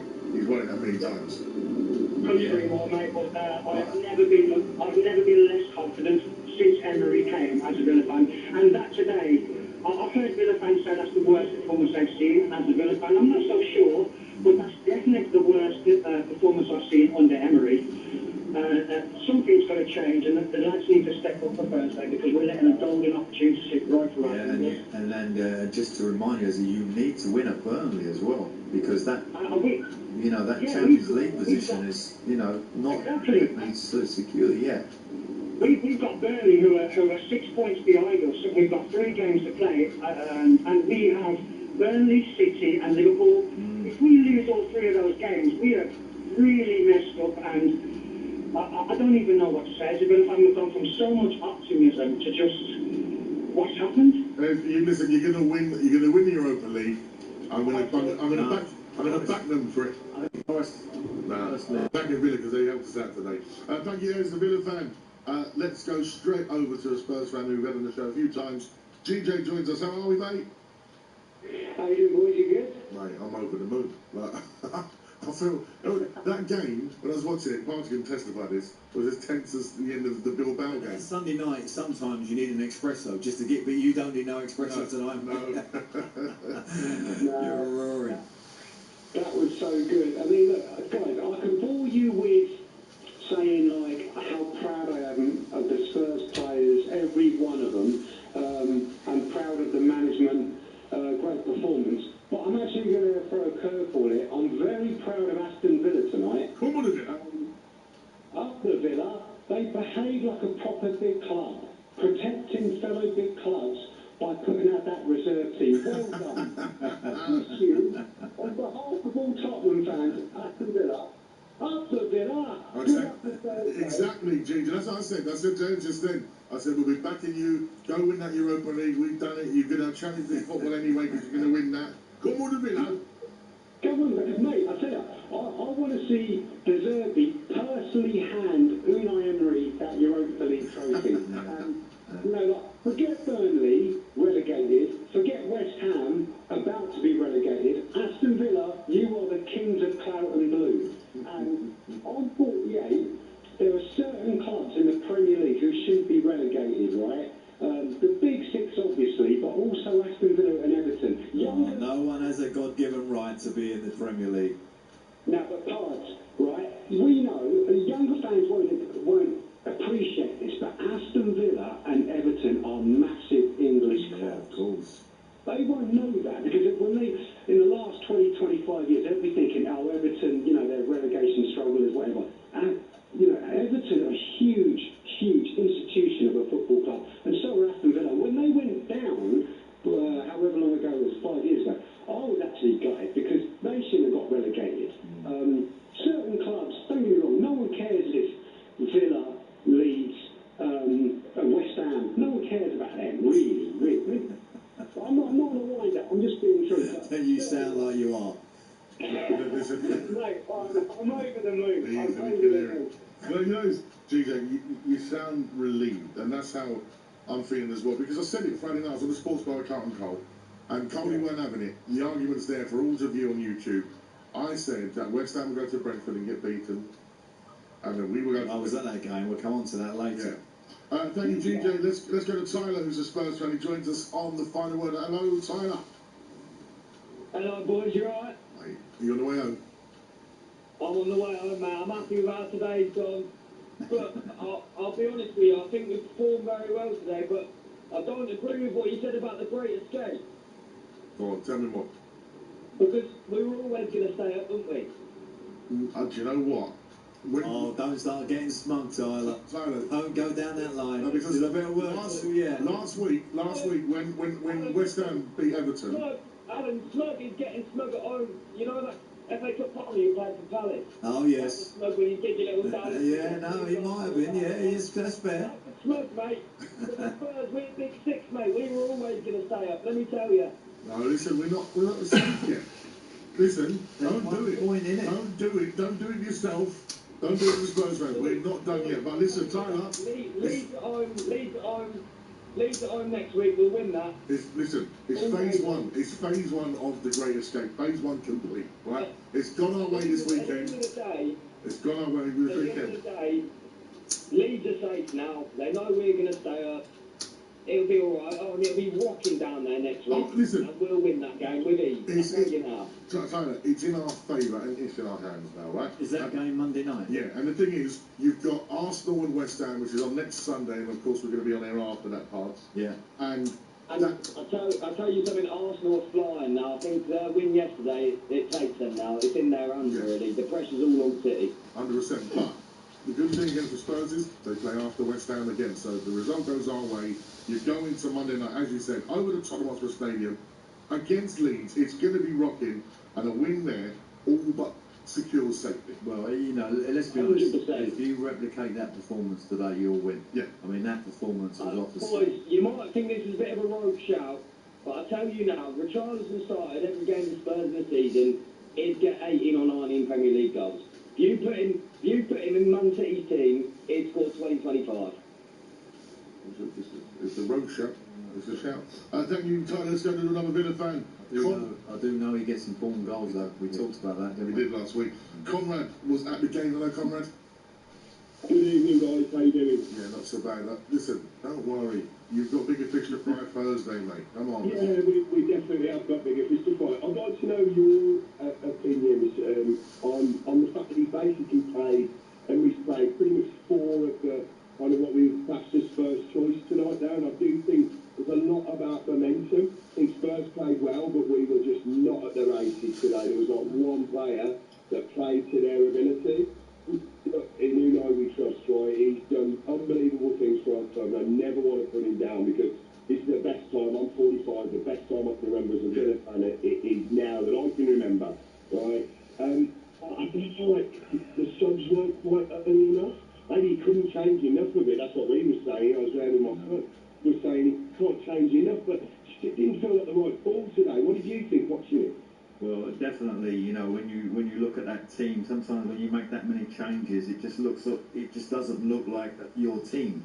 And I'm sure he's looking on the sideline there, Emery, thinking, "Wow, I never expected it to be this bad." And I've been in that position. You know, you think the players, you know, they'll be up for it. They're waiting for their chance. But, you know, it just doesn't, there's no cohesion. And you had no cohesion in your closing down, no cohesion in your sort of attacking play of, you know, what combinations you were going to play. It all looked at sea. Yeah. And unfortunately, you've had that sort of performance. And I'm going to come back to the point that you made, Conrad, earlier about, you know, this little worry, little wobble that Villa are having. You know, can you change it on Thursday night? And I think the fans, you know, the atmosphere that you create might be a big help to them. I really believe that. It will be. I said if we go 1-0 down, we cannot let our heads drop as fans and as the players. You know, we've got to be behind them because, like you say, Con, you're going to have not just the Villa fans behind you, but every Spurs fan ever now behind you on Thursday. Not so much when it's Stan fans, no. Well, listen, we didn't try and do anyone a favour today, It felt like it, and I'll take it, Conrad. Thank you, mate. Let's go to Matt. He's a Spurs fan. He joins the final word. Good evening, Max. Good evening, gents. You all right? Mate, do you know what? I feel relieved, yeah. And the thing is, as I said, I keep saying it. I said it on Friday, and sometimes in life you have to believe it. And a lot of people around me been negative. We're down. We're not down. We were too good to go down. And if we can get those players playing, and they should be, let's have it right. Yeah. Conor Gallagher, who's been under a lot of criticism from Spurs fans after being brought in, has been being played out on the wide right before. But when Conor Gallagher is played in his correct position, we saw him today, man of the match performance. He ran his socks off. What a goal as well. And I think when you see lots of Polini, as we mentioned, experienced players who know how to fight, man. Well, yeah, but that's what we're getting that experience as well. I spoke to you with Carlton the other night about Richarlison on Thursday. How Richarlison's got a place he's played in Brazil. That's it. So it's like if you've got a place to play for in that Brazil squad, you can put a shift in over these last few games. And he put a shift in, and we talk about how he's a menace and always a nuisance up front. And always like random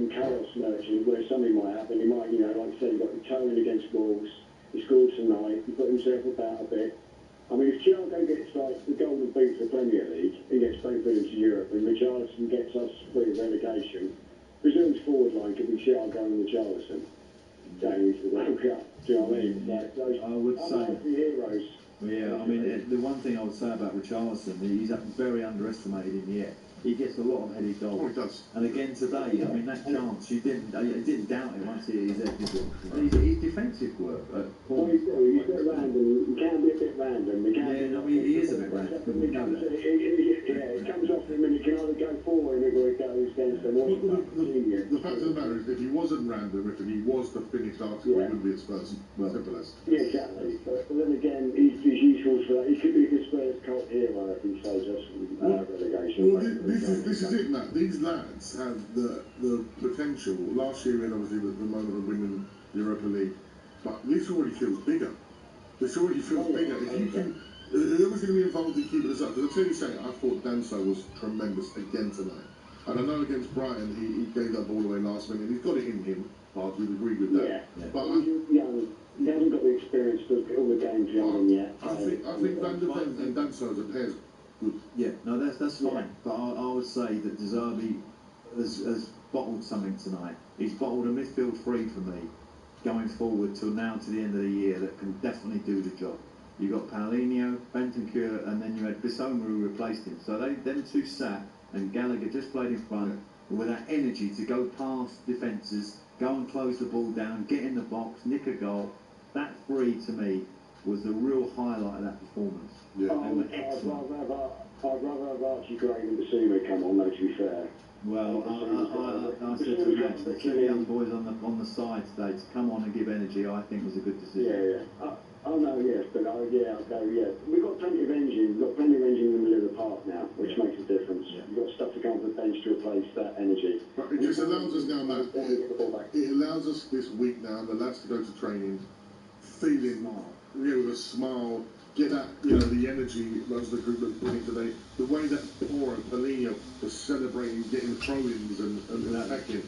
We saw a character from Spurs that all of us, especially on TalkSport, when Jason and Jamie have been on talking about, I don't see the characters in that team to get them out of a relegation battle. I've got to give De Zerbi his stripes, and I was someone that didn't want him at the start. I wanted someone top of me, someone who goes by the club. That's come from De Zerbi. He's got that out of him. Yeah. And what he's play. He earned his money today. Don't worry about that. Glenn, I'll tell you what, De Zerbi needs to put a word in for sports director. That's posted for Spurs for Glenn Hoddle.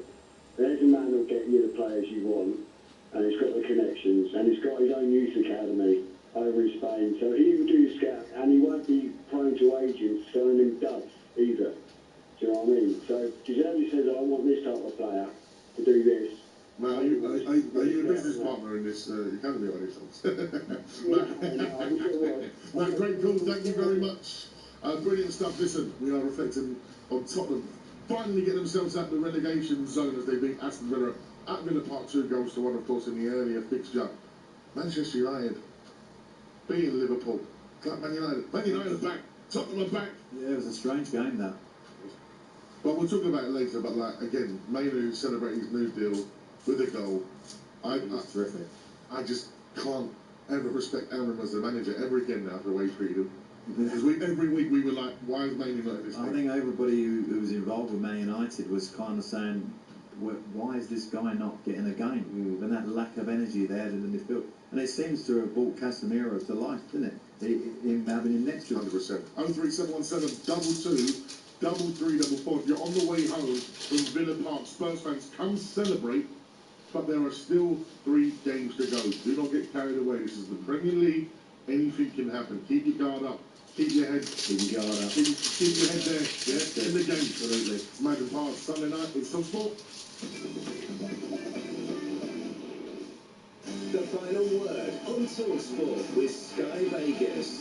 You love a good spin. We love a good spin. 18plusgambleaware.org. There's always a risk involved in supporting your team. Will they win or lose? How you watch can also be a game of winning and losing. Research shows that almost 2 in 5 people who stream content illegally have suffered financial loss. losing £1,680 on average. Illegal streams can also leave your devices, your data, and your identity wide open to fraudsters. To truly enjoy the sport you love, watch without risk. Choose official sources. Find out more at bstreamwise.com. Smart TV didn't work. QR code login didn't work. Re-enter login didn't work. Voice activated remote didn't work.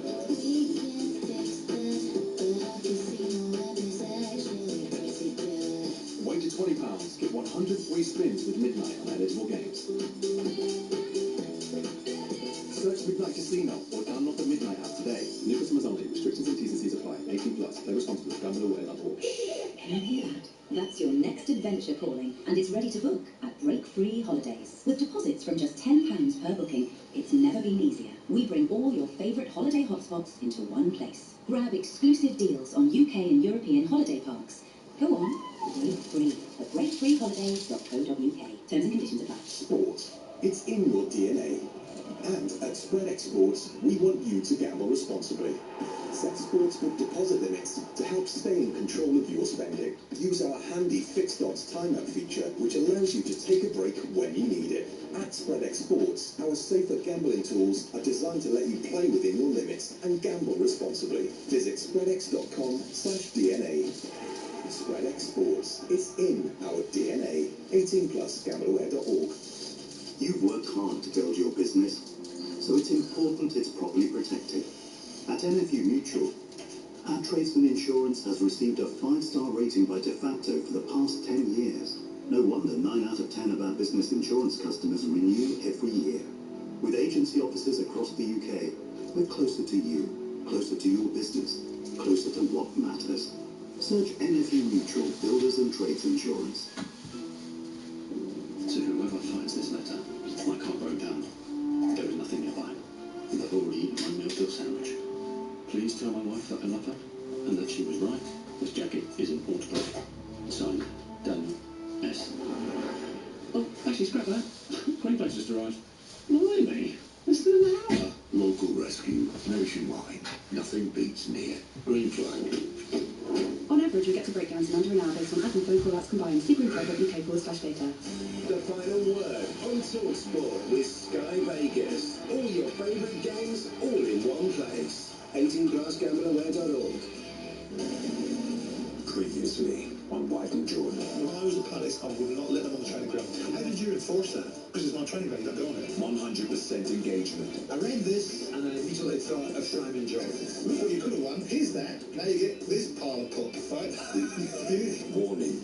Dangerous opinions ahead. Jim White versus Simon Jordan. Disagree to disagree. Continues tomorrow morning from 10 on TalkSport. Stop the football agony fast. The final word phone-in.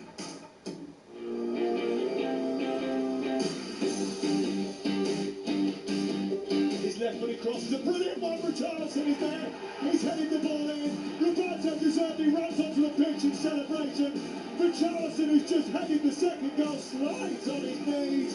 Tottenham Hotspur are 2-0 up at Aston Villa. There eventually is the full-time whistle. Roberto deservedly said, "We aren't relegated yet," and he was right. Good evening, it is the final word phone here on TalkSport with me, Majestic, and experienced Premier Manager Alan Pardew, as you heard it there on TalkSport. Aston Villa 1, Tottenham Hotspur 2, to take them out of the relegation zone. I'm throwing it back to when we beat Wimbledon 6-2, when we was down the bottom. Jurgen Klinsmann came back to save us that time. Did he? Yeah. I'm taking it back to when we beat Oldham away, 2-0, to get us away from a relegation battle. What year was that? 93, 94, I think. Wow. Or 4-5, it was with Ozzy Ardiles. And the man that saved Tottenham Hotspur this season, Roberto Deserby. Yeah, pardon? Rephrase that. He hasn't saved you yet. Was saving. He's in the process. The process. It's a process. He's jumped in the water. He's put the lifeguard, the sort of little vest round us. Now he's taking us to shore. I'll give you a bit of reassurance here. Oh. Right. Because I've got you getting 41 points now. I've got you beating Leeds, losing to Chelsea, getting a point at home to Everton because you're on 41, and a good goal difference obviously now. I've got West Ham beating Leeds on the last day. That's 3 points. That puts them on 39, which means that they've either got to beat or get a draw. They've got to beat Arsenal or get a draw, or they've got to beat Newcastle or get a draw to be anywhere near. West Ham have some very difficult games coming up. They host Arsenal, who cannot. It was looking so good. And after the first half yesterday, I was at the game. I just want to just sort of sidetrack from Spurs just for a second. I was at the first half and I thought they did well. They didn't show the intensity Spurs showed today, by the way, but they were good. And I thought they could get something out of this game, even though the scoreline didn't suggest that.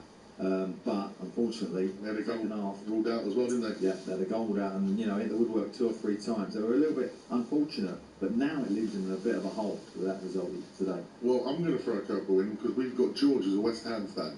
Oh. Because this tonight, it affects him as well. How are you, George? Not too bad, thank you very much. Oh, can you turn your radio down, please, George? Just a moment. Thank you, top man. Thank you very much. There we go. Okay, carry on. Here we go, George. Yeah, what did you make of that performance from Tottenham then? Are you worried now? I'm not worried because I can see one thing. It could be anyone's game coming up. I mean, they've both got a hard game. As you just said, they've got to play Arsenal, then they've got to play Newcastle and Leeds. I mean, I don't want to be super over the top, but as you said, I'd like to see them get either a point with Spurs, a point with Arsenal, a point with Newcastle, and maybe take Leeds all the way and beat them. But then again, I don't know. But the reason I'm phoning up is because I see the game yesterday between Brentford and West Ham, and between me and you, I was a bit disappointed because the referee, we got a goal by the centre half, and it was disallowed, and we should have had a penalty, which was not even given. And I think the referee, I'm not being biased or anything, but every time that referees our games, he doesn't seem to have any interest in what we want. He just seems to be interested more in what the other team wants. But at the same time, it's going to be a rough run-in for both teams. Yeah. I mean, Spurs are a good team, so are we. It's just a point of who gets over the line first, and that's all I want to, I want an opinion, if I can, of you and Mr. Pardew, and just see how you think that we'll both do over the period of the next 3 games. Well, I think, George, listen, I was at that game. I did the commentary for TalkSport, and I actually thought the moments in the game, West Ham didn't like, sometimes you can have the rub of the green. Okay, I didn't think it was their greatest performance, but they didn't have any rub of the green. As you say, a couple of half decisions didn't go their way from the referee. Brentford's chances were taken. You had chances to get in the game, he didn't take them. And those moments really matter now. I mean, I'm looking at this, and I know it's Arsenal, and I know they played well yesterday, but they got a big Champions League game, and you got them on a Sunday night at the stadium, and that place has got to be rocking. To have any chance, that stadium has got to be right behind the team, and they've got to give it a right good go, and you never know. I've seen that when that stadium's like alive, that West Ham team can be completely different. The thing is, though, George, I think for you to get a point against Arsenal and a point against Newcastle at St James's Park. They could beat Arsenal. Why can't they beat Arsenal? This is Arsenal going for the league. Yeah, I don't care. On a Sunday night in that stadium, rocking, knowing it's the last chance to lose, they could beat. Yeah. And I'm up for that. And I'm up for that to happen because you're up for that. Yeah. Because then on the Monday night we go and beat Leeds, so we're still in the same position. Yeah. No, let's be frank, right? It's a brilliant performance, brilliant weekend for Spurs all round, really. But as George says, West Ham are not out of it yet. Oh, no. Listen, as I said to the Spurs fan, getting carried away. 3 more games. A lot to go. Thank you, George. Let's go to Harry. He's a Spurs fan. Good evening, Harry. Hello, mate. You okay? How's it going? Very well. I think we've got a bit of a dodgy line. Can you hear us all right? Can you hear me? Just breaking up a little bit. Oh, let's go to Darren, the Spurs fan, because we come back to Harry. Hello, Darren. Harry's in the garage. Hi, how are you? Mate, a lot better after that win and that performance. Yeah. Where's that team been all season? Hiding somewhere. Yeah. I think it's down to confidence. I think it shows that the other two managers we had didn't give players confidence. And it's De Zerbi had come in, he's given Kinski a bit of confidence as well. And they just look more confident. Confidence is the key word tonight, you know. Yes. I'm going to say, I'll tell you what he's done, De Zerbi. What he's done is that, and I heard a little interview after the game with Gallagher, right? They worked all week, right, on the system today. And what De Zerbi give them, when you say confidence, I'm going to give you another word, he give them belief. Belief in that the system would see them through. So he give them a template to work to. And if they work their nuts off to that template, confidence would return. And, that's how you get a result. But he actually grasped their mentality, De Zerbi. He's got it. He's got them just where he wanted them today. And now he can take that forward. It's a really powerful tool when the players and the manager has won. And that's what happened today. Brilliant performance from the manager as well as a team. Yeah, exactly that. And the thing is, we talk about momentum, right, in football. That momentum that those boys can go forward with now into that next game at home. Of course. And then the belief they'll have in the manager. The manager could say, oh, we're going to play like 6 at the back. They're all in. Yeah. Do you know what I mean? We're all in. That because you get sometimes you get the team in that position. And there's other times, and I'm sure it happened under Thomas Frank a little bit, where the players are like, oh, it didn't work last time. Don't fancy it much. They're not sure. Not sure. Do you know what I mean? There's not that real inner belief. And he got them right there today. They was in the zone. Absolutely. Great call. Thank you very much, Darren. Let's hear from another Villa fan. Brian joins us on the final word on TalkSport. You're very welcome, Brian. Yes, good evening, gentlemen. Look, I haven't phoned to tell you how crap Villa were, but Tottenham I'm going to say something. First of all, your team setup was really good on the pitch. You could see the way they set up. They played their man out wide left.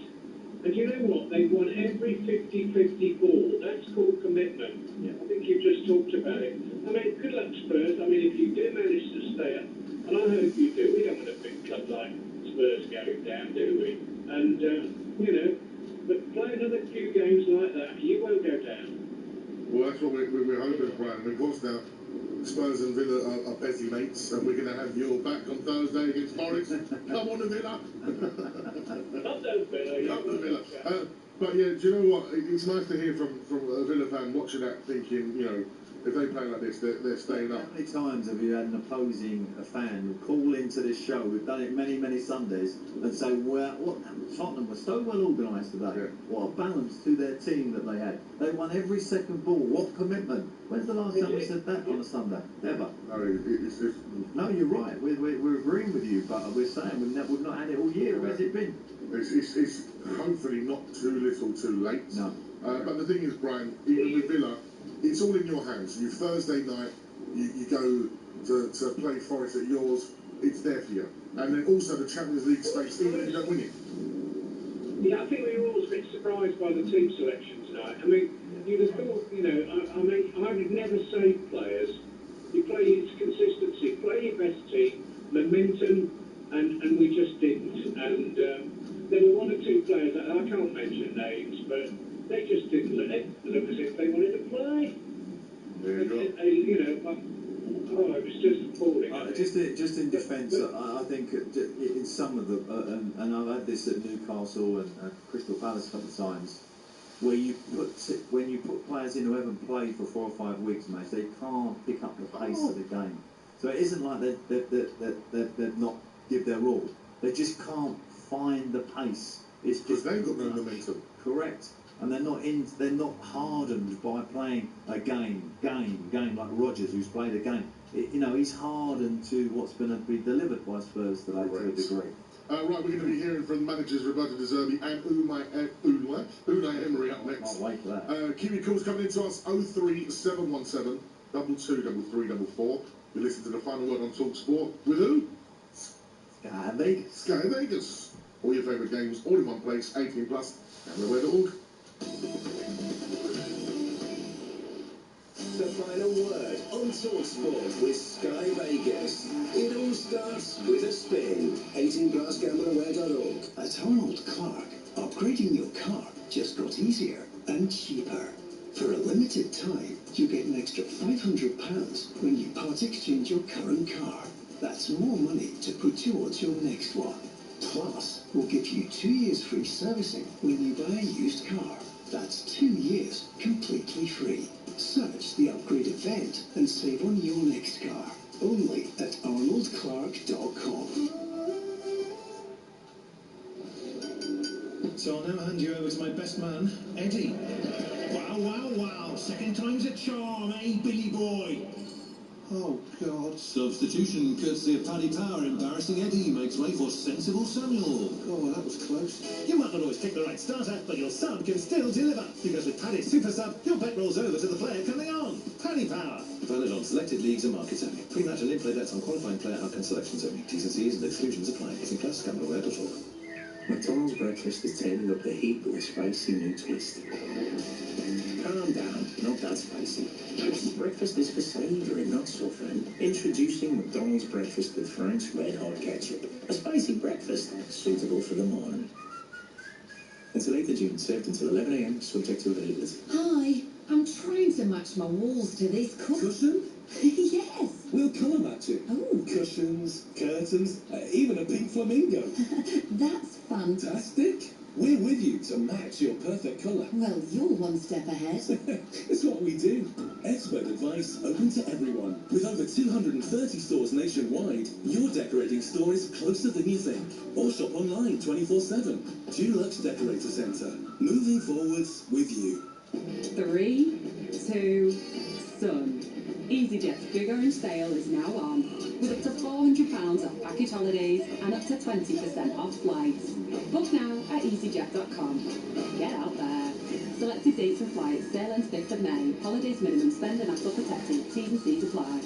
Jack is in construction, totally unaware. Unaware of what? He could be paying too much tax. Jack's forever shelling out his own cash to travel between sites or buying tools. Yeah. So he may be owed money by HMRC. RIT tax refunds helps people get the money back.